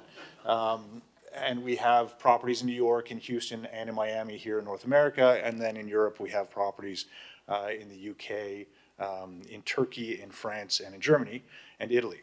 And I think, I go to this picture because I've literally spent the last 12 years of my life on this project. This is an old Montreal. And I want to show it to you because I think it's an important representation of what we do as a company. And 12 years is a very long time to develop a project. Most people don't have the stamina to do that. And the reason it took so long is that we're in the most historically sensitive area, probably of all of Canada. That's an existing Canadian Pacific hotel, train station, and there's 3 historic train stations intact on this site, which is the only place in North America that still has that context. What took a long time on the site, and there was a parking lot behind, so where you see the new residential, the new towers was a parking lot. In Canada, we have what's called Minister of Culture, and the Minister of Culture is responsible for any heritage decisions for development. And so even though we had zoning to do, I think 1,500,000 square feet, the Minister of Culture could say, no, you have to limit to 1 story or 2 stories or 3 stories. And so we embarked on a very long process, with citizens, with the ministry, with not-for-profit organizations, et cetera, to design a project that made sense for everyone. In the process, we left probably 30% of the density of the project on the table. What you don't see here is in between all those buildings is a 1-acre pedestrian-only park that we have public access to. So it's privately owned by our company, but it has public access. And probably the biggest feat of this was all those new buildings you see, all the material on those facades are found on the historic buildings in Old Montreal. So all the materials are found on 150, 200, 250-year-old buildings. The bar building on the upper level is made out of zinc, which is what they made church rooftops out of in the 1800s. We said yes to that and then found out there were only like two 75-year-old Italian men that knew how to actually put zinc on a building, so that took quite a while to do. The white polished concrete on the other tower reflects the clock tower that you see in the distance, which is an historic clock tower on the waterfront. And then the brick on the hotel, which is a Hyatt hotel, was a brick. You would only get the clay from France at Argile, so we had to import the brick from France, which is where they got all brick back in the day. And I know that has nothing to do with what we're talking about today, but I wanted to give the context of how we like to approach projects. So coming to where we are, and I don't mean this image isn't meant for shock and awe, but there's basically two routes that we've been exploring. One is Live Local. As Alex had mentioned, we submitted back in October a project under Live Local. And under Live Local, just so everyone's aware, the law in effect right now allows a maximum height equivalent to whatever the tallest height allowance is within 1 mile of the building. The maximum FAR is 1.5 times, which would be 5.25 for our site. Obviously, the whole point of Live Local is having affordable housing and pushing that through quickly, which is why they circumvented HPB, City Commission, and other public hearings. And under Live Local, there's no requirements for the outdoor bar, et cetera. We had, obviously, we've been working with Kobe for a long time. Kobe did this massing. We then looked at it within the context of the neighborhood, realized it was too tall. And so we took that 30-story tower down to an 18-story tower, and this is what we submitted back in October under Live Local. So we submitted the project and then really embarked on the approach that we're on today. So 6 months later, we've been on this approach trying to find a way to work with local community groups, with the commission, with planning staff, hopefully with yourselves as well, to come up with a project that makes sense for the neighborhood, the context of the neighborhood, and really that celebrates the history of what we find along Ocean Drive, this obviously very sensitive area. And so, really the proposal in place, what we're trying to do is come up with a collaborative approach where we say, okay, what actually makes sense in terms of massing and height? How do we come up with a project that, obviously, for us, we need something that makes financial sense to change from the current business to a new one.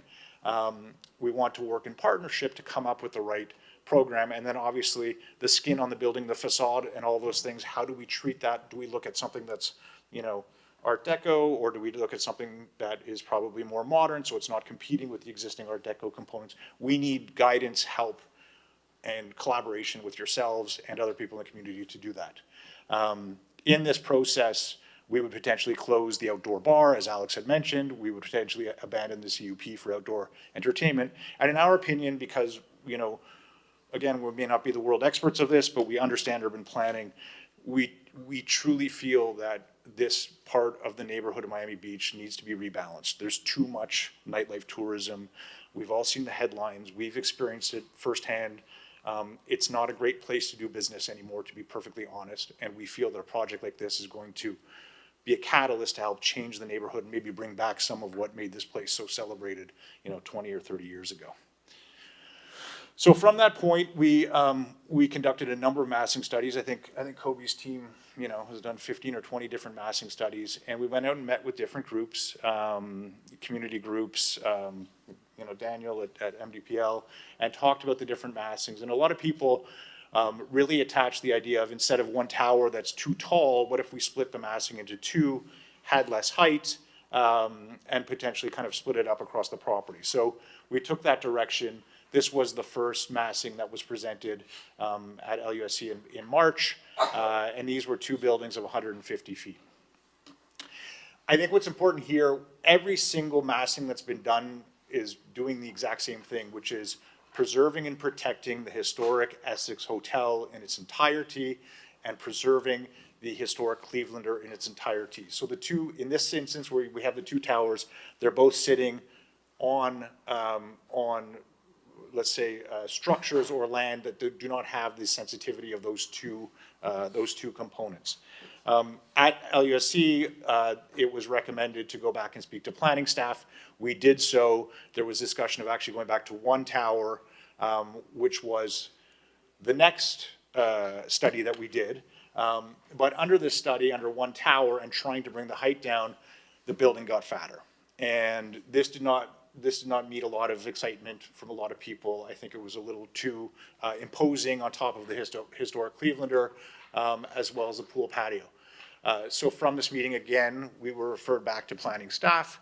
And at that point, actually got some very good direction in terms of how to site the massing and potentially approach the project. And that's really all we've been looking for, is clear direction on what would be acceptable from a massing and height perspective, which we haven't necessarily gotten to this stage 6 months into the process.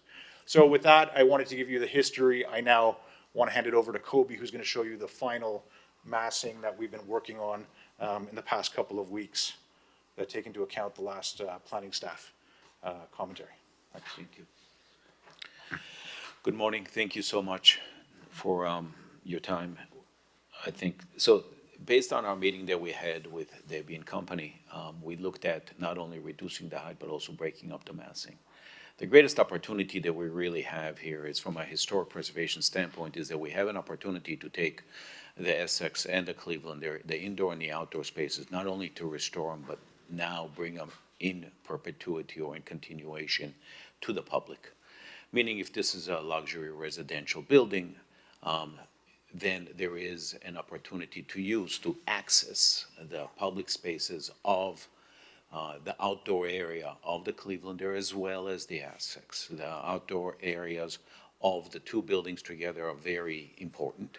And there is an opportunity, and as was asked by us, to raise the building, float it up, so more of the open space that we have been able to use at the Clevelander and at the Essex, both public spaces, indoor and outdoor, to be open to the public, accessible to the public in continuity.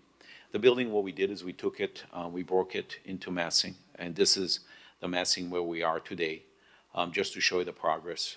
Obviously, we're looking to relate the horizontality to the Essex, or to relate the verticality on the front to the Clevelander. There is a relationship in geometries on the Clevelander, which is broken into three vertical design elements. On the Essex, on Collins, there is a relationship on the horizontality. As we also did in part of your package, we submitted massing relationship. Do we have that in here? Yeah. So this is the plans showing how it is that we are proposing to basically demolish the addition that was built parallel to the alley, and that's where the core would be for the new residences. We would use the rooftops of the Essex and the rooftops of the Clevelander to propose our amenity pool areas, so that the ground level, which is public, will remain more public, and the residences would have their private rooftop spaces. And the building steps up to be basically over the alley and to give the maximum amount of setbacks from the public right-of-ways, both the Collins Avenue and from Ocean Drive. Having said that, we did a massing just to show you historically, currently, there are and historically have been buildings in this community which have been over 100 feet. It shows, for example, the Netherlands over 120. It shows the Tides and so forth in this community. But again, from a historic standpoint, what I think is very unique and special is that we have an opportunity to capture the public spaces of the Essex and the Clevelander with a residential component on top, that hopefully we can all work together in a uniform and find a solution that works for the community and as well for the development. Thank you. Thank you for your time. Great, thank you very much. Before we get to board comment, I just want to see if the staff, if we can get just a little more clarification on how this came to this board from land use, like what their conversation, what a summary of what they're asking us to do for them. And also, one other thing that I'd love to hear a little bit more about is if there's anything about this the settlement agreement and develop settlement agreement. I think with that, I'm going to turn that over to Nick Kalergis, Deputy City Attorney. Thank you, Debbie. Yeah, I think, a couple thoughts. So for purposes of this discussion item, the board should feel that you have a full and free opportunity to weigh in and ask questions and provide comments to the property owner. Don't let the context that the applicant has described, don't let that sway you one way or the other on the design feedback that you would typically give a property owner who is seeking your feedback. That said, the developer has approached the city, as Mr. Tatchmas described to you, with a proposed development agreement, where if the city commission adopted certain text amendments to the code, and if the Historic Preservation Board approved a project, right? Then that the applicant was satisfied with, then the applicant would agree to settle certain claims, withdraw the Live Local application and abandon certain rights under its conditional use permit. So that is the context, but that context should not change how the board reviews this proposal. And the proposal is not before you as a formal application. As Debbie indicated, this is not a quasi-judicial public hearing. Your comments today are not binding. But what is before you is a concept. The applicant is seeking your feedback, and you should feel free to provide your feedback. I do just want to respond to one legal point that Mr. Tatchmas raised, which is that the city has never refused to process an application or provide feedback to the applicant. In fact, we've met with the applicant on several occasions.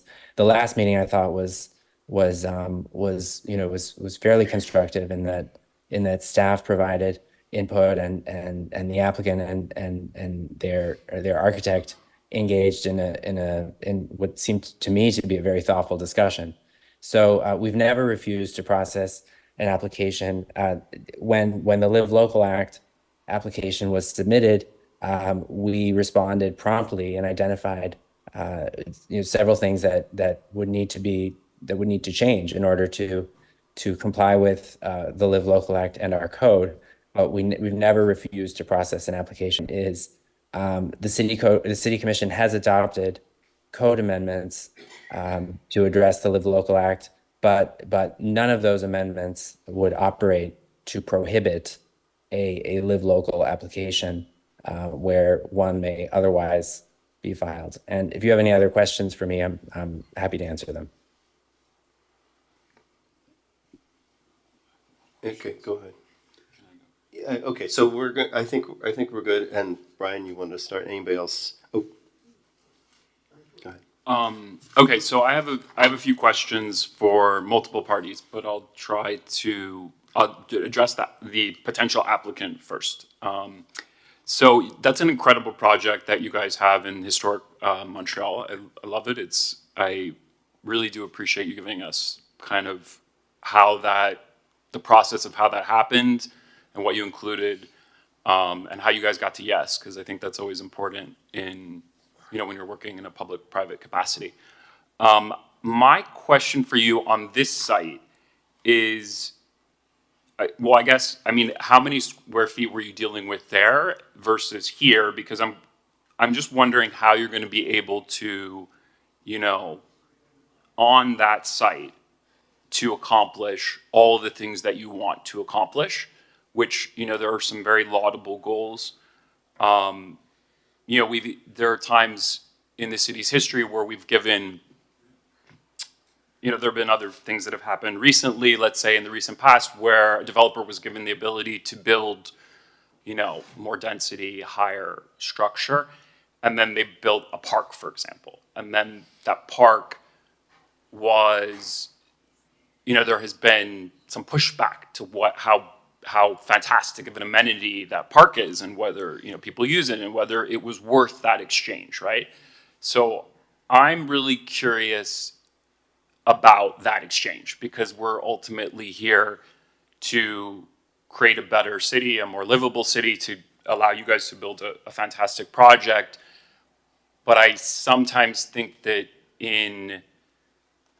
from this stage is kind of like really the most important part, to kind of get on record what it is that you guys are going to do for the public here. Beyond the platitudes, beyond, all, those kinds of things. What is it that you're going to have here with this restaurant, with this park, whatever it is? It doesn't really, it seems a little vague right now. I understand that you haven't, designed it, but I'm curious to just hear kind of what you think that contribution will look like. Sure.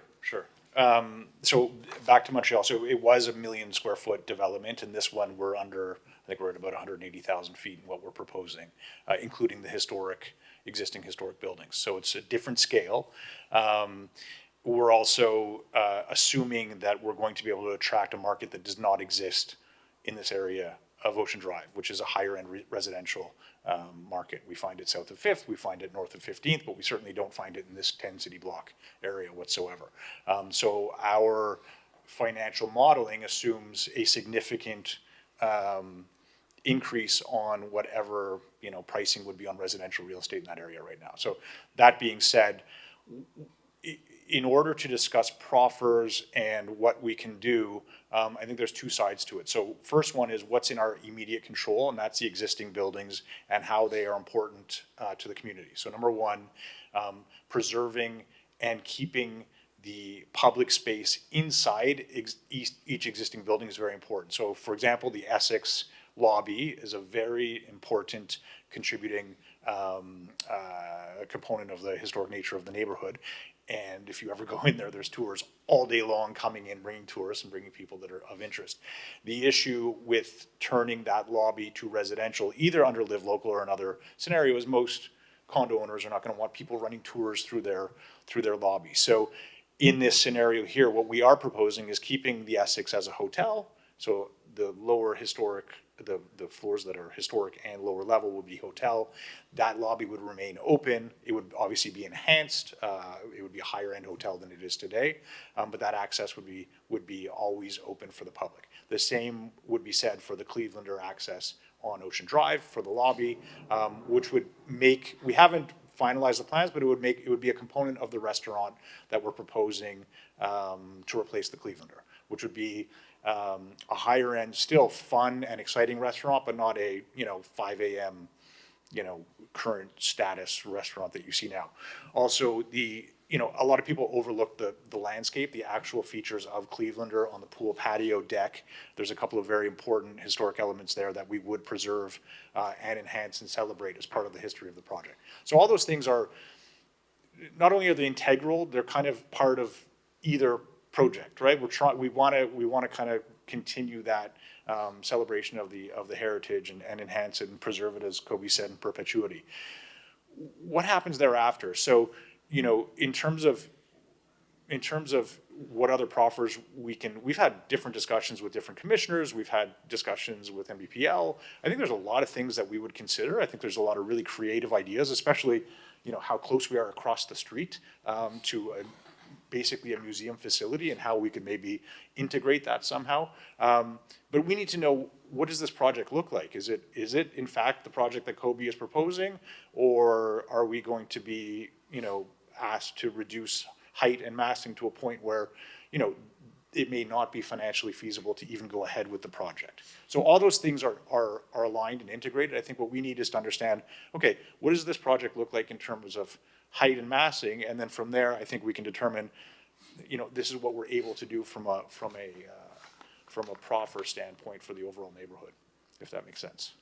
Yeah, I mean, I would just flip it a little bit back to you, and I would say what I'm hearing you say, and just let me know if I'm understanding this correctly, is that the Essex is, I mean, that would operate as a hotel.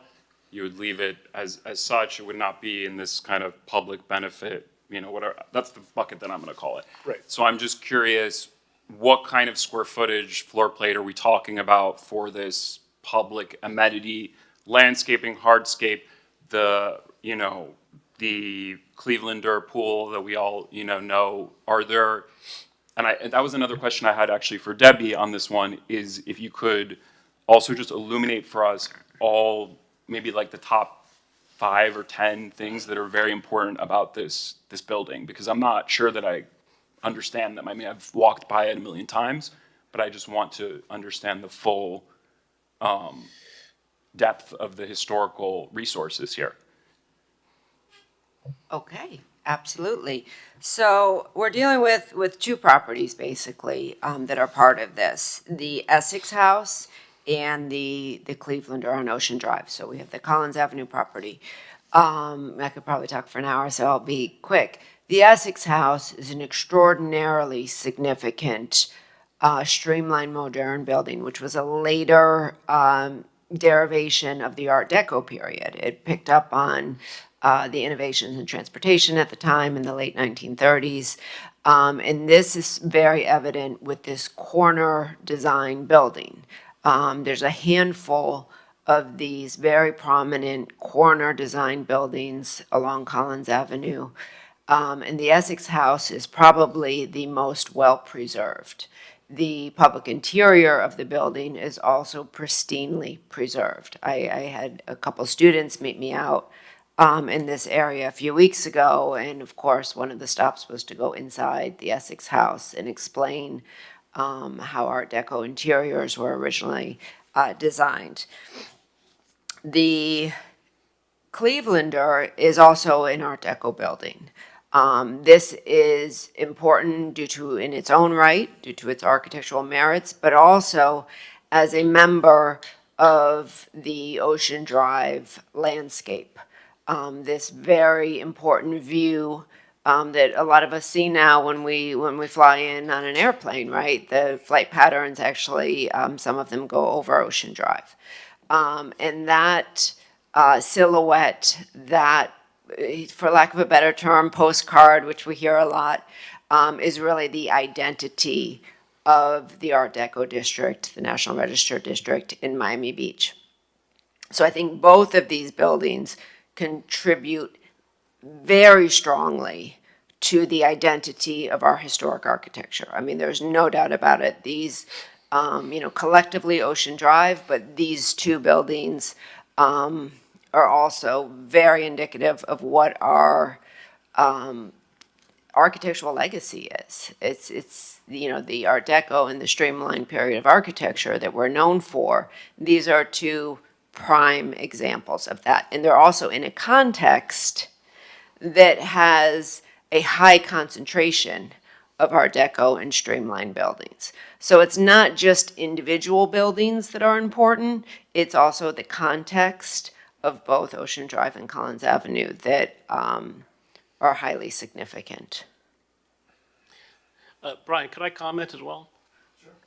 So, Debbie, thank you. I just wanted to follow up on a couple of things that Anthony was talking about. So in terms of the public benefit, and one of the massive public benefits is the giving up of our outdoor entertainment CUP. So we have the ability to have a CUP in perpetuity. So it could be 20, 30, 40 years of 5 a.m. outdoor entertainment. No one is forcing us to do that, and we would be voluntarily abandoning one of the highest grossing bars in the United States. The policymakers of the city hundreds of times have indicated that they prefer that bar be closed.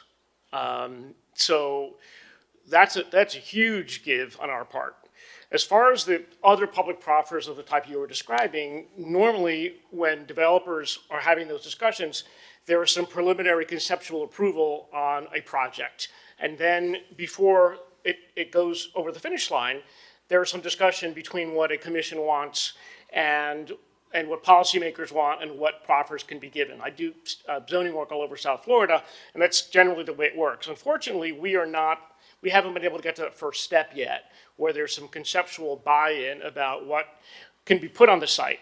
When and if we're there, we're certainly happy to discuss a whole menu of community benefits. Ray, would you like to go? Well, in the presentation, you said that you're giving up the Live Local Work Act, and what are you actually building here? I mean, are they going to be high-end condominiums, apartments? Is it going to be part of a hotel? You haven't really explained that to us. And number two, our job here is simply to look at design and see how it fits in. FAR and all of that comes from the commission, Right. and you now have to look at 6/7 of the vote of the commission to change the FAR. So you can't be looking to us to talk about FAR. You can only look to us regarding the design. And, I like the project, that I see here, although it looks like a floating island, there's no greenery, there's nothing that shows us how this really relates to us. But the outside area that is currently the hottest bar in the United States or whatever, you still show that area, but you don't show what you're going to be really doing with it. You talked about a restaurant, and then I heard you say maybe it'll still be open till 5 a.m. No. I did hear that, I- but so we are going to be happy to look at a project that you ultimately bring to us, and we understand that there will be a height to it that doesn't necessarily match the properties adjacent to it, but do match properties in the proximity of the area. But that's really all that we can look at when you come back to us. And I don't really know what anybody was looking for us to discuss today, because we don't have the controls. Thank you. Yeah, maybe if I just comment to that, a few clarifying points. And I recognize that. I think that we got some very good advice from the chair when we spoke to him last week. It's this meeting may be a little bit out of context, because what we need to know are things that are not necessarily available today to discuss. From a design perspective, what I can say is that we purposefully kept massing, and did not go that next step to say, okay, what do the facades look like, and how do we try to integrate this with the neighborhood? Because that's just that's the next big complicated can of worms that we have to open, because there's a lot of different opinions on how to do that. The point is, the intention is to work in collaboration on that process. The Live Local project would be higher end residential within the tower that's facing the ocean with the views. That's why you would get the revenue from that. And the affordable housing would be typically lower level on the Essex component of the project. And that would be the makeup of the Live Local project, because you have to have 40% of units as affordable. Mind you, it's affordable, but in the context of it, I think the minimum studio price would be $2,200 a month. So it's affordable within reason. But to the project that we're trying to work collaboratively right now, it would be a high-end residential project, not a lot of units, so not high density. And as I had mentioned, the lower floors of the Essex would remain a hotel. And the concept would be, we'd bring a hotel brand onto the overall project that would help brand the overall experience. The restaurants would work under that brand, as well as the hotel rooms. And then the residential component would be tied to the brand, but they're obviously independent condominiums owned by individuals. There would be no short-term rentals. That's not an intention whatsoever here. But that would be the context of how that would be built. On the ground floor, the vision really is to, we had this discussion with you, Brian. Like we have a vision for what that restaurant can be. We know it's not Clevelander in its current status. It's not a 5 a.m. bar with, DJs and loud music, et cetera. It's going to fit the context of the overall project. So it would be a higher end, upscale experience, but not boring either. We are on Ocean Drive, so we try to create an environment that's still fun and exciting. But So you're trying to move south of Fifth a little bit north? yeah, or bring back, an era of Ocean Drive that once was celebrated that, I don't think we find as much today. So I think that's the objective here. Ray, if I could just add one note on what you described before about what the board can and can't do, and Debbie and Nick can correct me if they like. So when we were in front of land use, we were already discussing the concept of going above 50 feet in height. And when we met with staff, we were already discussing the concept of going above 50 feet in height. And the FAR, we were also discussing a concept exceeding that. But I think what the land use committee was looking for was their historic board that is, their advisory board on all things historic to weigh in on what could be done from a height and massing standpoint, while at the same time preserving the historic character of the area. So I wouldn't limit yourself in terms of saying we have to just look at what the laws are right now. I think that, and again, Nick and Debbie can correct me, but this is kind of an open slate for you guys. And then the land use committee wants your feedback because you are the experts in historic preservation, in terms of saying, well, what can work here given, all the circumstances? Okay, thank you. Lindsay, yes, Debbie. You're passing it on to Debbie? Yeah, height and massing is part and parcel to your review, right? It's mentioned multiple times in your review criteria. So I think what the land use committee wanted to do was really get the board's initial feeling about the compatibility of this. It's not clear what the proposed height is in these latest renderings, but it's 14 stories, so I would 160, I believe, Okay. is the last habitable floor. And the currently allowed height is 50 feet. So you can see projects, the latest project that we had built was the Gabriel Hotel, that was at 50 feet. So this proposal would be, significantly, more than triple the allowable height for an addition. So I think the land use committee wanted the board to chime in on, what would be an appropriate height for an addition. Maybe it's not 50, maybe it's not 100, maybe it's not 150, but just to try to understand some of the board's comments with, in reaction to this massing and height. Okay, based on that, if you look at the projects that came before us with the Rowley and the Shore Club and the Ritz-Carlton, everybody comes to us saying, don't allow these towers to be built. And they weren't even asking for variances on height. That stretch of the, on Collins Avenue allows 200 feet.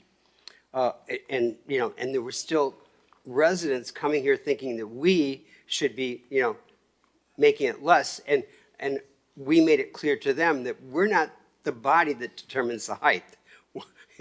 The body that determines the height is the commission changing a height requirement. And if you start doing spot zoning like this, if you turn around and say, okay, we can go to a higher height for this project because we like it, but then somebody next door wants to build a higher project and we say, no, I think we don't have the right to do that. Somebody has to decide we're going to change the height of that entire area to whatever it's going to be. You can't just turn around and say, oh, let's make this project, 160 feet and let it go with that. It's spot zoning, and I find it difficult for us to decide we can do that.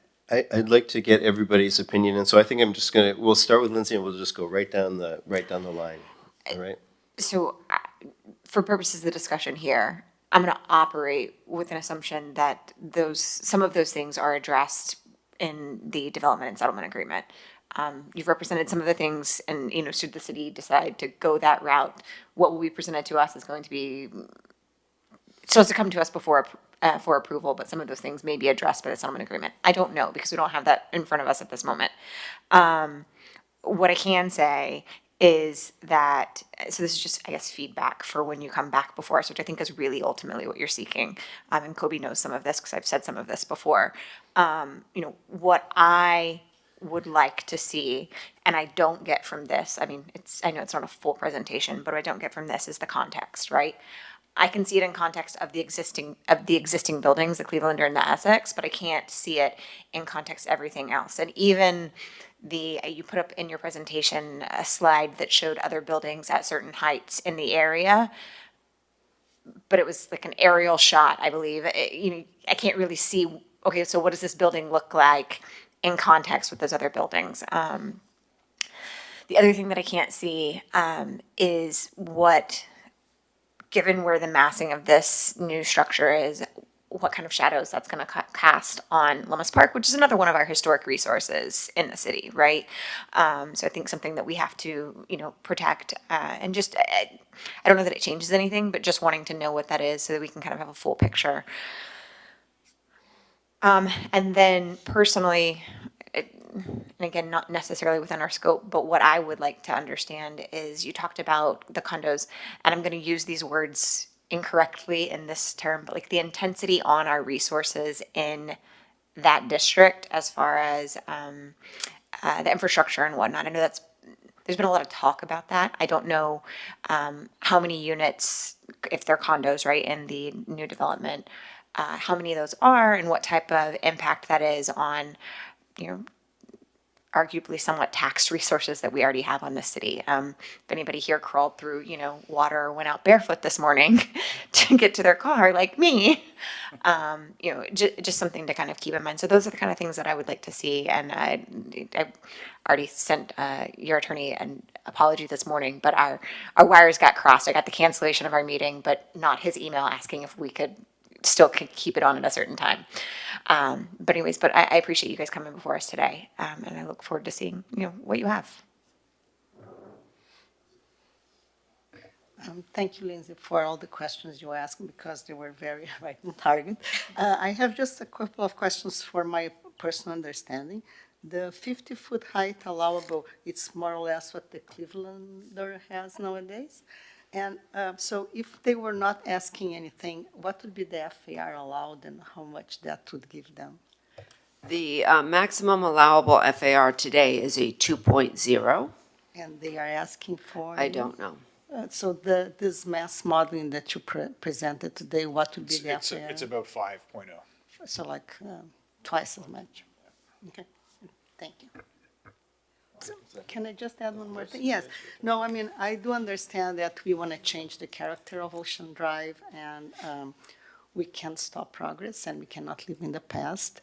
But I don't think we should also destroy the past for the sake of the future, especially in Ocean Drive, that a lot of the revival and the survival of Miami Beach depends on, I mean, in the past, historically, it was brought up by Ocean Drive, and I think if you want to keep our images as a thriving community that attracts people from all over because of the gems we have here, we need to be cognizant of that and protect that. But that doesn't mean that we should not give space for progress or change.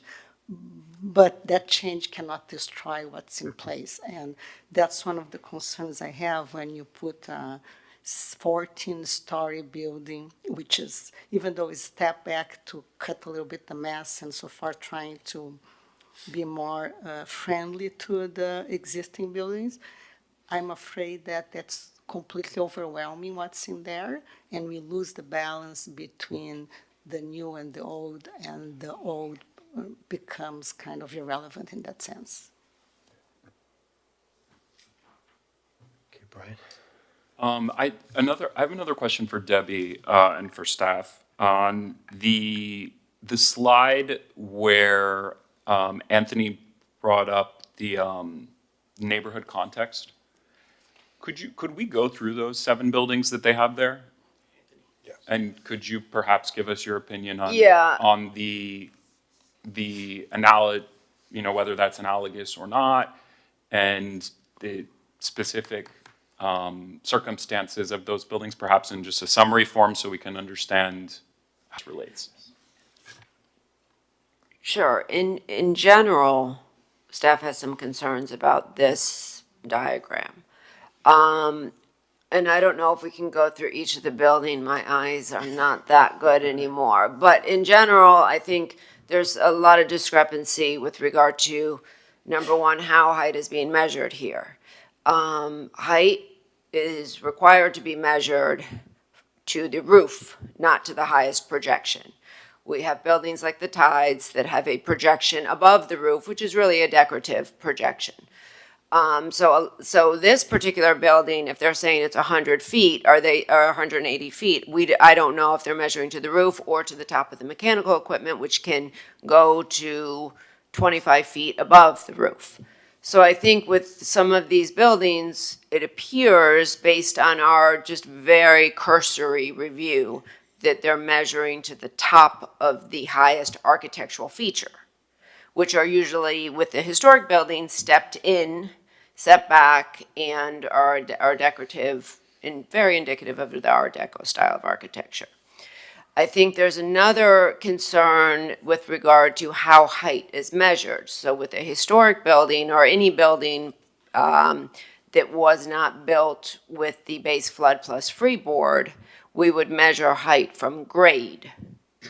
New buildings that have a finished floor located at base flood plus freeboard are measured from that point. Freeboard can be up to 13 feet NGVD. So it would be base flood plus 5.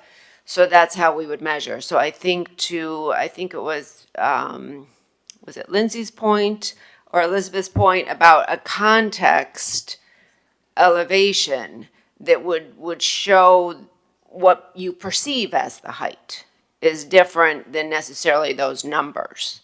Because perception of height, you know, if you're measuring one building from grade and one building from 13, they may be the same height, but that building that's measured from 13 is going to be perceived as taller. So we did take a look at this diagram because I think this was shown to us previously. And first of all, we cannot verify the accuracy of it. But we did look at some previous building permit plans, for example, for the Tides Hotel, that showed a different lower height. And I think the discrepancy may be how it's being measured. And then just to press you a little further on the floor plate on the ground level, on your vision for that development, what do you see as the public area, the semi-public area, the private areas? What, you know, I'm going to kind of argue with my colleague here, Ray. I actually do want to understand this before, you know, that I want to understand kind of where your vision is, what you're looking to do there, because right now it's just vague. I understand it's not, you know, fully rendered, but how do you foresee that, you know, this operating? Are you going to do anything special? Are there other models that you can point to of other developments that you know would reminisce this? Can I pull the presentation back up if possible? I'll just go to the floor. It'll be easier to explain from the floor plan. And again, I'm not pretending that we have everything figured out and solved for right now, but And then maybe also on the branding as well. You had mentioned that you were talking to a few flags. Like, who are you? we have not engaged in real discussions with flags. We're operators and owners of all the major flags in hotels that we own across the world, from Marriott to Hyatt to Hilton. We know firsthand from interests of people that have come to us, there would be strong interest for this, obviously with an upscale experience, but we're definitely not that far down the path as of yet. Just if we look at the floor plan, did someone say that you could point at this, was that? Or no? I think Is there a touchpad there on There we the? go, there we go. You got it? So, no, I guess not on that. Oh, no, there's the cursor. You Oh, the probably cursor, can use okay, the I cursor. just used the cursor. There you go. Perfect. Sorry, I'm technologically a little behind the times. Okay, so here we have the lobby of the Essex. That would be preserved and remain open for, this would be the hotel lobby, and that would remain open to the public at all times. There's currently a restaurant utilizing this space right now, which would not be consistent with the restaurant that we'd want tied to that hotel, so that also would be publicly accessible, so all this frontage, which historically has been. These are all guest rooms, so that obviously would be not accessible. There is a outdoor terrace corridor coming through here, which again, for probably public safety, that probably would not be accessible as it's not today, other than for hotel guests. We come across the alley. The main access point for the residential component would be in here, so this would be private. Okay, so that would be the component where you walk into your residential building and there would be a front deskman, et cetera, and you would come up into your units. These hotels, these elevators for a number of the units would be direct entry into the unit itself. So the security on the ground floor is obviously paramount to ensure you're not letting people go up to the levels of people's condos. But basically everything else you see here, so everything in the historic Clevelander, which would include a kitchen, so I guess that's not publicly accessible, but that's where the kitchen is today. All of this would be accessible, and then all the pool patio would remain accessible as well as a restaurant venue. The intention would be to keep the pool feature. The Clevelander sign sits on top of this element here, and there's the UFO, as they call it, which is an historic component as well, would be retained and preserved. And this pond directly in front is historical, and that would be retained and preserved. This was added later days, so I'm not sure what we would do, whether we'd retain that or change it, et cetera. But the idea is the tower is sitting, Kobe, I think we're 25 feet above this. Like we really lifted up that ground floor so that even though this could be, one idea is this becomes a covered space, glassed in, so you're still seeing through it, but then at least you've got protection from the elements in terms of dining experience, et cetera. But the idea is really, celebrate the property. I mean, the thing that gives it value is its historic nature. So that would be the intention. It makes sense from a cultural perspective, but also from a financial perspective, is to celebrate what this thing, is and has been for all these years. So that's that. And as I mentioned on the concept behind the restaurant, it's not very far advanced, but we've talked about a few models that may make sense. And I think part of it also, as we've seen, is with the rise of Brickell and Wynwood and even going up to, Fort Lauderdale, there's been a large draw of people away from South Beach, where South Beach was where everyone always went. So I think it's a question of saying, okay, well, how do you improve the game and create something that's attractive for these people that are going to some of these newer concepts in some of these newer areas. But again, the great thing about this is that you don't sell a single residential unit unless someone wants to be there. And they're not going to want to be there if it's a terrible experience on the ground floor, and they're not going to want to be there if the architecture isn't great, and they're not going to want to be there if everyone's opposed to it, right? Which is why we want to create something that's, exciting that people support, because that's the only way that you're actually going to be successful with the project. Okay. Laura, would you like to? Thank you so much for being here all the way from Montreal. Hopefully it gets a little sunnier for you. I think I echo all of the comments. I can clearly see how much work has been done up to this point from the original iteration. So I do appreciate, setting, for me personally, the setbacks are, when we talk about context of historic preservation, are extremely important. Pushing everything more towards the back and center of the combined site is, I think, much more appropriate.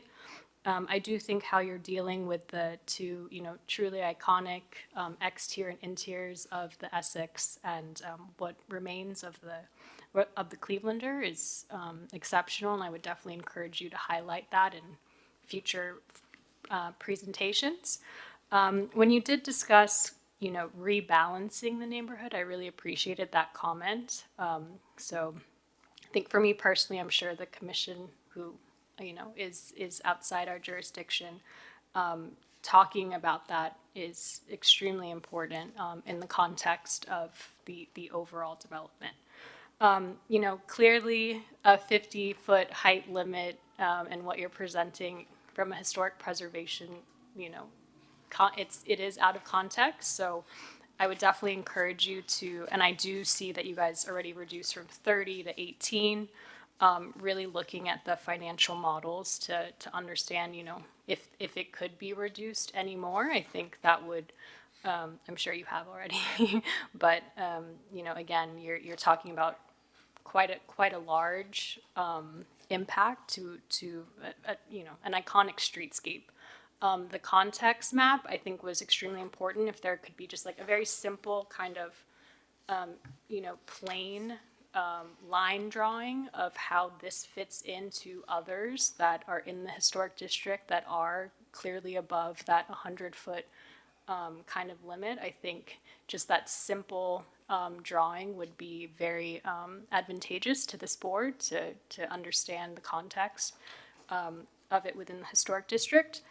But overall, I do see definitely a progression, and I would just encourage you to, the same care that you put in the project in Montreal in terms of materiality, setbacks, height, context, really talking about the two iconic structures that would be impacted and how even during construction they'll be taken care of. I think all of that will go a long way. Thank you. Thank you. Haskell?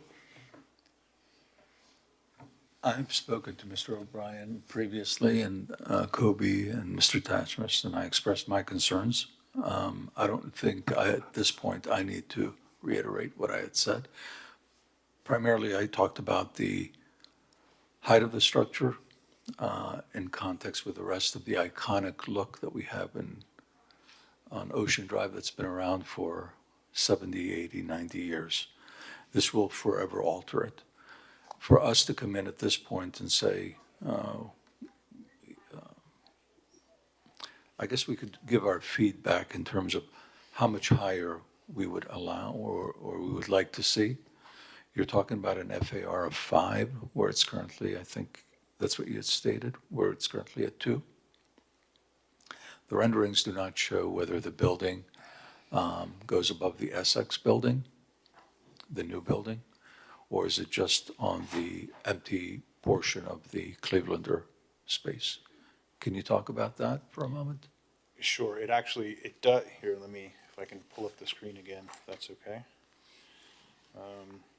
So here, they're not superimposed, so here you can see the ground floor plate, and as we progress through the building, what you can see is, yes, to get the setback, we're really using the alleyway to try and pull it off Ocean Drive. So the column line you can see would be on the exterior of the historic Essex across the alleyway on that first massing of the tower. And then as it comes back around the corner, it steps back further and further, and the last piece of massing will actually encroach over the top of the annex building, which was a later build on the site. And so we felt that was the most appropriate way to position the massing to avoid as best we could the most historic elements. Right. I don't know if that's We clear. had talked also about your business model having worked when you purchased the building and why it no longer works. And can you elaborate on that for a moment? It's a long story, but we paid a very large amount of money for this, both Essex and Clevelander, when we bought it about 7 years ago.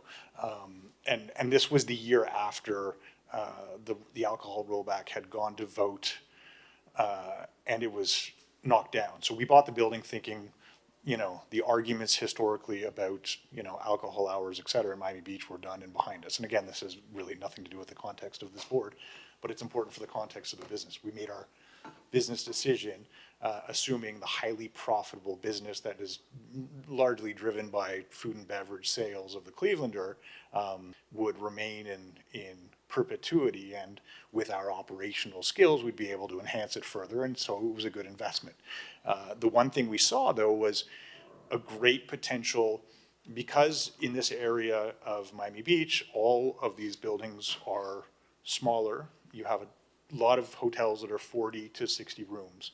Really, really hard to make money on a 40 to 60 room hotel. So the best is when you get above 100 rooms, because you still have to have the same front desk, the same housekeeping, et cetera. So it's a question of economies of scale. So our strategy was, how do we combine Essex and Cleveland? And it wasn't some brilliant concept. The Tides did it, the Betsy did it. And this went in front of your board a number of years ago, because the first thing we did after we bought was started to design an integration of the two properties together. And so we added a little bit of height and rooms to the annex building of the Essex and created a bridge that connected the two. And the idea was brand it all under one concept and run it all out of one front desk and achieve economies of scale. That was around the same time that we started to get, undue pressure from the political system for the type of operation, et cetera. And that was it was like a $15 or $17 million project that we stopped because we didn't know what our future looked like.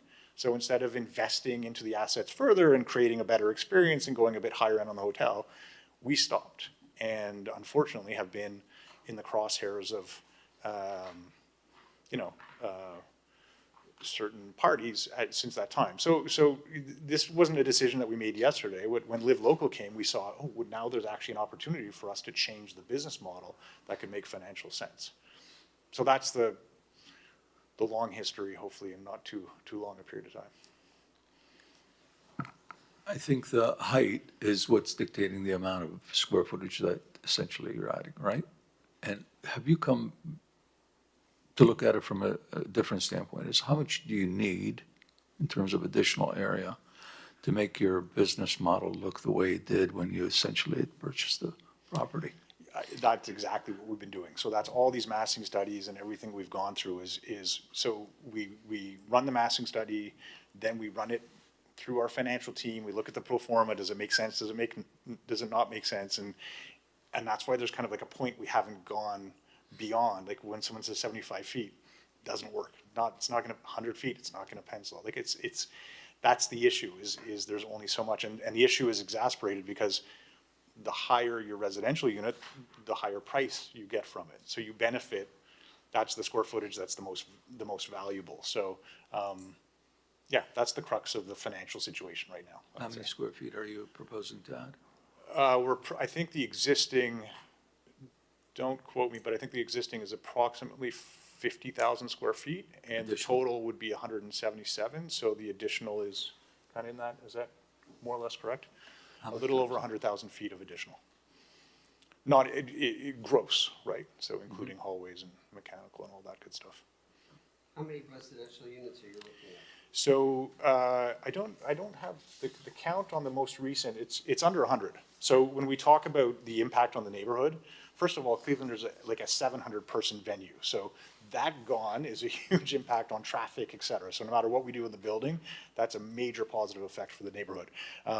We would, I can't remember the exact number, but we'd be under 100 residential units. So again, these would be larger units, less people. The impact would be nowhere near what the current building has. So I don't think that's going to be a major concern. Thank you. All right. Would members of the public like to On Zoom, we have Julie Isaacson. Welcome, Julie.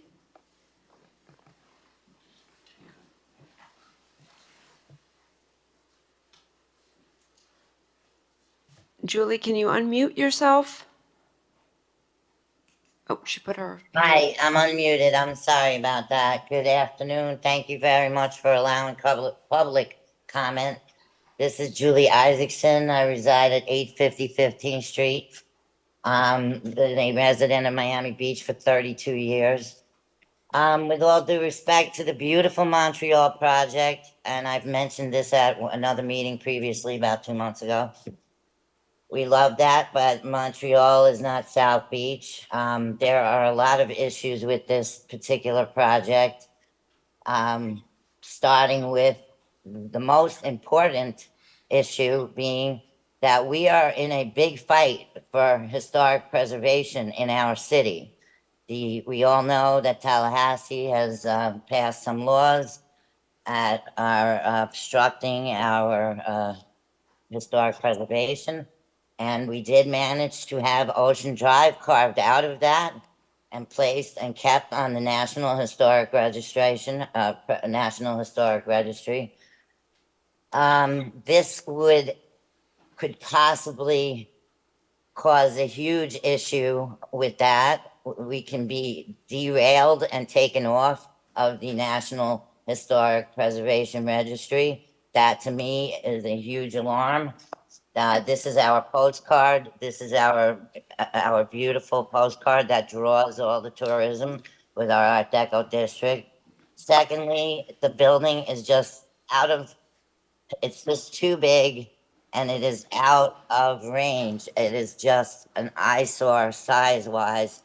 And I agree with the person who talked about the shadows and the overshadowing on Lummis Park. And then they're talking about workforce housing, and $22,000 a month is not exactly workforce housing, even though I know that this particular topic doesn't really have anything to do with it, with the cost of living. However, using the Live Local Act, I just think that that's overstepping the boundaries right now, especially with that kind of rate. Again, not thinking about historic preservation again, but I don't know how they're going to have a restaurant and a hotel with no liquor license, as they're saying that they're going to give up their liquor license. And lastly, well, not lastly yet, these code amendments and all of these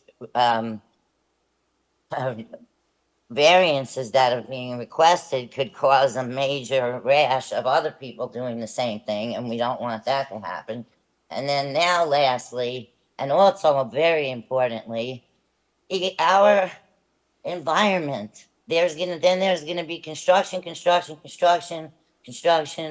and we are in a very serious situation and a serious position when it comes to sea rise level.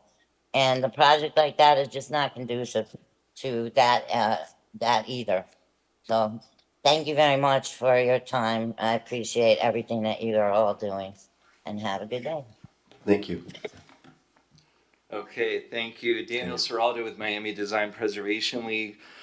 So obviously we appreciate the study. We have met with the Clevelander team many times. They're very nice people. But our purview, our role, we think your role as well, is really being stewards of the Art Deco district. And it's not about taking every building, having the developers come and say, well, we did our own study, we can't share the financial numbers, but you know, it's got to be this tall and this big because that's the only way it's going to work out. That to me is kind of planning by lawsuit and zoning by settlement.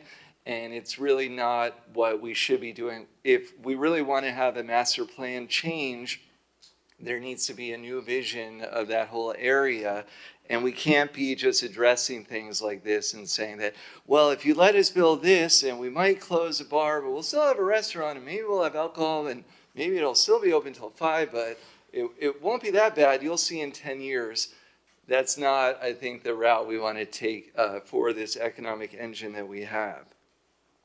I also wanted to mention that the Live Local proposal, the planning director has a letter that he sent to the Clevelander about why it's not legal. So I don't want them to be hanging this over you with that huge Kobe Carb rendering, saying, well, if you don't take this, then, you know, we're going to do that.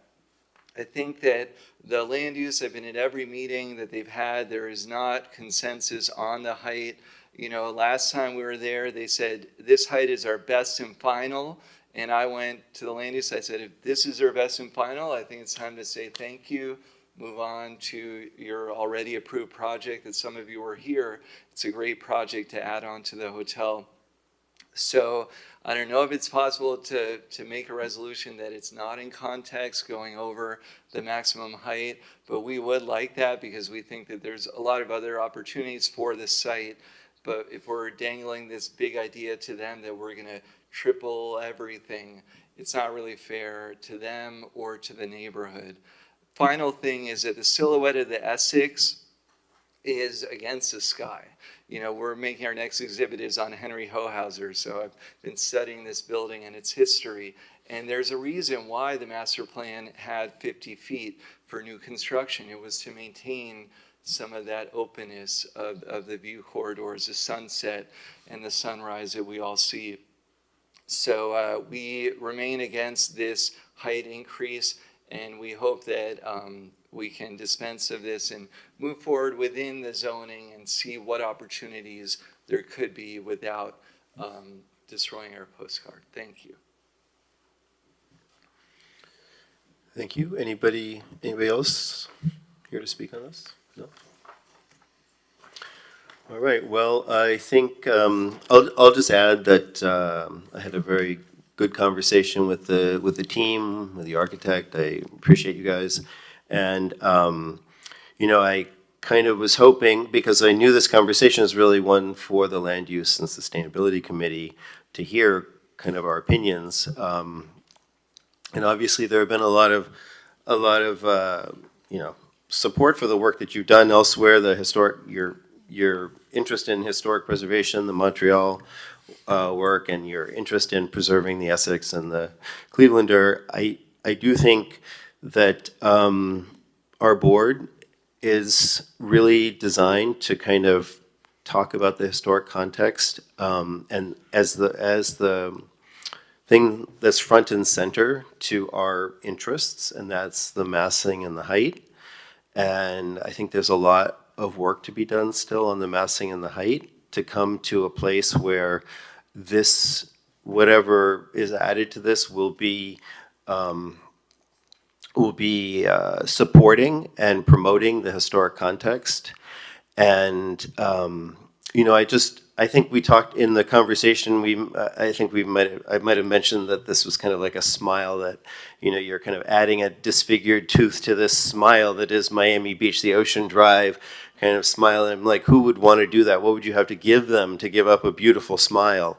And I still think that, I think some of the questions we're kind of asking you about that a little more specifically, but, and so that might be a help, but I still don't think losing that smile is, especially if that's all this board is really intended to do, is to kind of help support the economic engine that is historic preservation in our city. And, you know, we know you guys are great stewards of historic properties, and so we're kind of counting on you to be great stewards of that, you know, central location on Ocean Drive. And you've obviously demonstrated that you have the ability and the interest, and you've got an architect who has incredible skill. So I just think that we have that I would encourage you to dig deep and look at how you can modify the height so that you're within a range that staff and the members of the Land Use and Sustainability Committee can entertain. And also thinking about the context, like how do you see the tower? I was, you know, Daniel kind of preempted a comment that I had about just how we understand Collins, and when you're walking north and the Essex is on your right, how you see that towers, and the Essex pinnacle, the finial, is you know, a kind of a special and beautiful moment in our city, and it would be forever changed with with some of the proposals that we've seen so far. And I'm not saying those are where you'll end up, but just maybe, you know, thinking about how we perceive these historic buildings from the various perspectives that we see them. And we spend a lot of time talking about like a tree blocking a window. So that's this board. And so we're not the commission, we're not land use, but we really do care about this historic heritage and its understanding its importance. And I'm really kind of encouraging you to work with staff, because they are our professional. They are the professional opinions that we count on as a board to guide us. And And it's interesting because in this conversation, we haven't really heard staff's opinion, like they didn't express kind of where they stood on height or massing. They just said, you know, here we are. So I'm sure you have opportunities to talk to commissioners all the time about what you feel about that. But I think from our perspective, having this kind of become to feel like it was almost always there. I mean, that's what you achieved in Montreal, it seems. And I think we'd like to see something that really highlights the historic context of this place. And so anyway, those, I don't know, anybody else have anything they want to add? Okay, so that's where I will end up. Thank you very much, though, for being Would the here. board like to give any formal advisory recommendations to the land use committee? That's what they were, I believe they were asking for. Oh, they were asking for a formal Advisory recommendation with recommendation? regard specifically to the height height. and, Is Um, the land use board aware of the 50-foot height? Did that Yes. come up? Okay. And is there a staff recommendation on height? So we've had several meetings with the team. We have expressed extreme concerns about the proposals that we've seen in terms of the height. We did in our last meeting, which I think was heading in the right direction, was talk about massing in terms of setting back, in terms of other examples, which they have responded to. And I think it's heading, the massing of this is heading in the right direction. I think the 180 feet is something staff still has contextual concerns with in this particular area, yes. And did land use have a, The land did they use have a height discussion that they were unhappy was, with, or are they okay? I believe they saw 138 feet. And several of the committee members did express concerns about that proposal. There was a different massing at that point. The massing has changed and in my opinion has improved. But yeah, there has been expression of concern with regard to the significant increase in height. But I think that's one of the reasons why the land use committee referred this to you, because although you're not a commission member or a committee member, your expertise is in context and compatibility and appropriateness within the historic district. So I think they felt, although they had some initial reactions to the height and massing that was presented at the last meeting, I think they felt that because this is the expert board with regard to compatibility, they really, and ultimately the project would need to come before you with a formal COA application. I think they wanted to get the temperature of this board as to its compatibility and contextualness, not as a project, but consistent, with the height and the massing. So, I mean, I think I brought this up in the things that I would like to see if it came before us as an official certificate of appropriateness. But since this is what you're asking for, I don't think I have enough information to say whether it's contextual. And I don't want to make a decision right now without that information. That's my opinion. Brian, did you?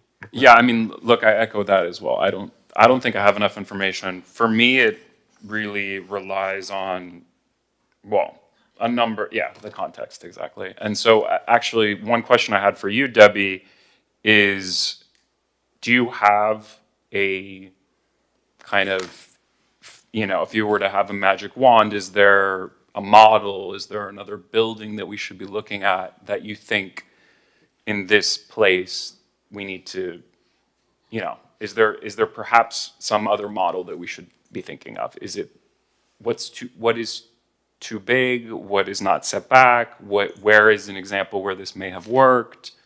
I would like, looking at this, I feel like I am lost because I don't see anything. It's just, I see a setback, I see a very imposing building, and I don't really see a rationale for how this space is being activated on the ground level. I'm not saying that you can't get there, I just don't see it here. and I don't know enough about the real estate to know which pieces have to be preserved in their highest and best form, and how that can be done. Like, is there, if you told me, oh, well, Raymond Jungles is going to come in and he's going to create this connective tissue, and it's going to span from here to here and go all the way to the block, and then we're creating, at least it would help me to understand what I can even recommend back to the land use committee. Without that, it's pretty tough for me to come up with something. Yeah, and I see why the board is challenged, and I sympathize with you very much, because this is not a formal application. You don't have nearly the amount of detail that you would have if it was a formal application. So this is unique and challenging for us all. Staff is in the same boat to a certain extent. We don't have the amount of detail we would typically have with a formal application that we would issue a recommendation to this board. So you're right. I think, Mr. Chair, you said we don't have a formal recommendation to guide the board, because the intent of this was just, I think, to get your initial reactions. Staff has expressed concerns to the applicant with regard to the height. It's hard to compare this section of the city to other areas, like the oceanfront areas where you have very deep lots, and you have a very different context along the ocean than in this situation, where you have multiple street frontages. So the context is unique. The projects we have seen that are, from an architectural perspective at least, very successful along Ocean Drive, the newer projects, are limited to 50 feet, and they work. They work great. The addition to the Gabriel is extremely contextual. And, if you look at the addition that was done here by Todd Tragash that's proposed to be demolished, it's 50 feet. It's contextual, as is the Victor addition. So I don't think there's a comparable case to this particular instance that we can really look at. It is challenging to give any sort of opinion without additional detail, especially because that's what we're used to seeing. One of the things, oh, sorry, Ray, go ahead. I think we have to look at a couple of different things. Remember, to revitalize Washington Avenue, they allowed them to build higher, but you had to have 200 feet of frontage on Washington to be able to build residential or hotel in the back.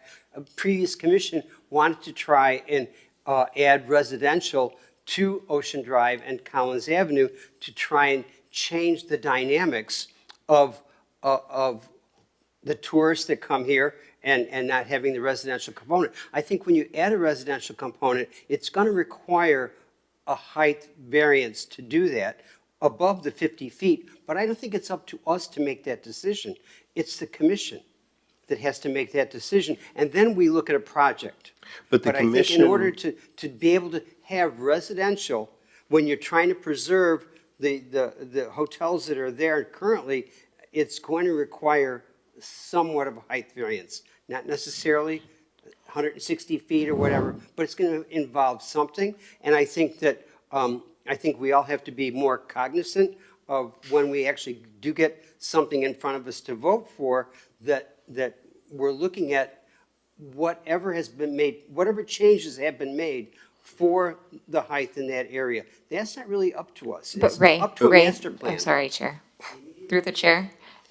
The land use committee is asking us to weigh in on that so that they can make that recommendation. And that's why we're saying we don't have enough information. So their land use committee is kind of, punted the ball to us, saying, as the people charged with, preserving, our historic architecture in our city, please tell us what we should consider when looking at this development agreement.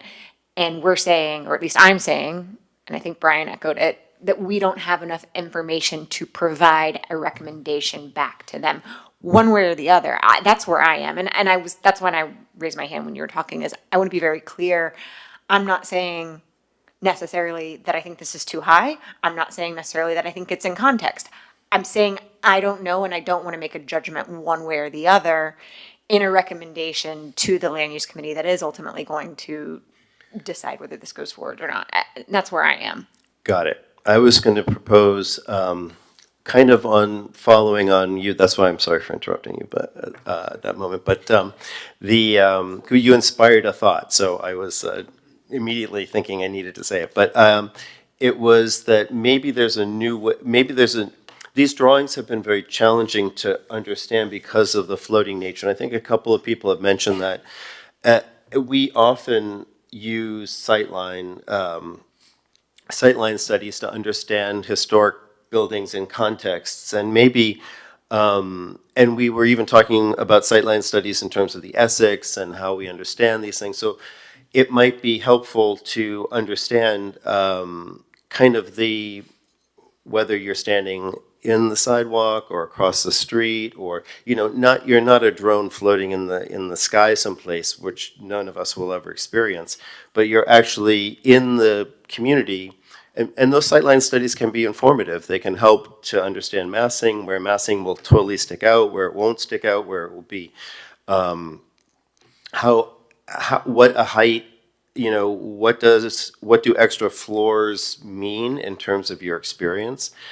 And because my instinct is to think that this is much too high and too massive, but again, that's an instinct. It's not based on a drawing that's floating out there. So I think if the land use board, the land use and sustainability committee could look with staff at sightline studies, that it would be an easier way. In some ways, it's going to make your job easier, and in some ways, it's going to make your job harder.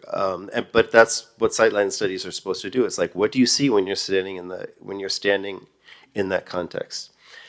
So I don't know if that's a solution in terms of should it be 50 feet, or should it be 150 feet, or should it be 100,000 square feet, or should it be 50,000 square feet, but I think if you had a method of looking, and the method that grows out of our areas of expertise is the sightline studies. We're always using those, and maybe that's a way to start this conversation.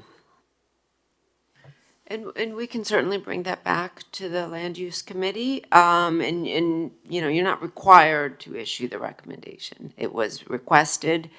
But certainly we can convey to them that this, the presentation was not sufficient in terms of detail for the board to make a recommendation.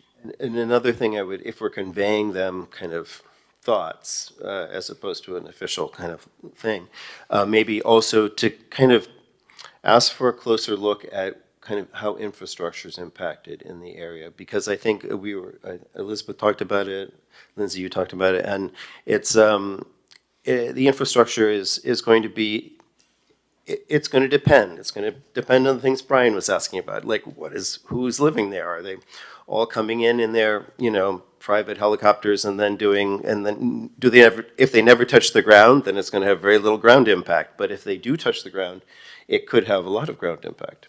Well, I would say not only to that, but if you're looking to attract a high-end clientele and they're going to be coming back to you saying, how dare you put this building here and it didn't have the infrastructure that it needed, that's not a good look for anybody, right? But I think those impacts, are going to be pretty powerful, whether it's parking or whether it's agreements on parking in other locations, or maybe it's a world without parking and a series of cars. I mean, I live in a 60s building that's kind of that was designed to kind of, when you came into the hotel, you had a car that was given you there in the Arlen King Cole. So there's kind of like a history of that going back to our mid-century modern discussion earlier today. But still, I think that those questions are very important as part of this. They're about being in the building as you're presenting it or as you're proposing it, and living in it, being on that street, being on that sidewalk, being in the building, and those would really help.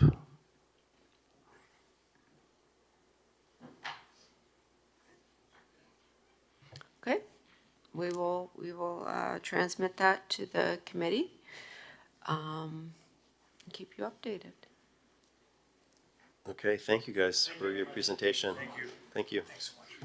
Mr. Chair, that is all that is on the agenda today. So hopefully we can still, we don't have to swim home. Kayaks. I don't know what's happening outside, but it is supposed to be raining for the next few days, so everyone be safe. Try to keep dry, and we'll see you in July. Thank you very much. Take care.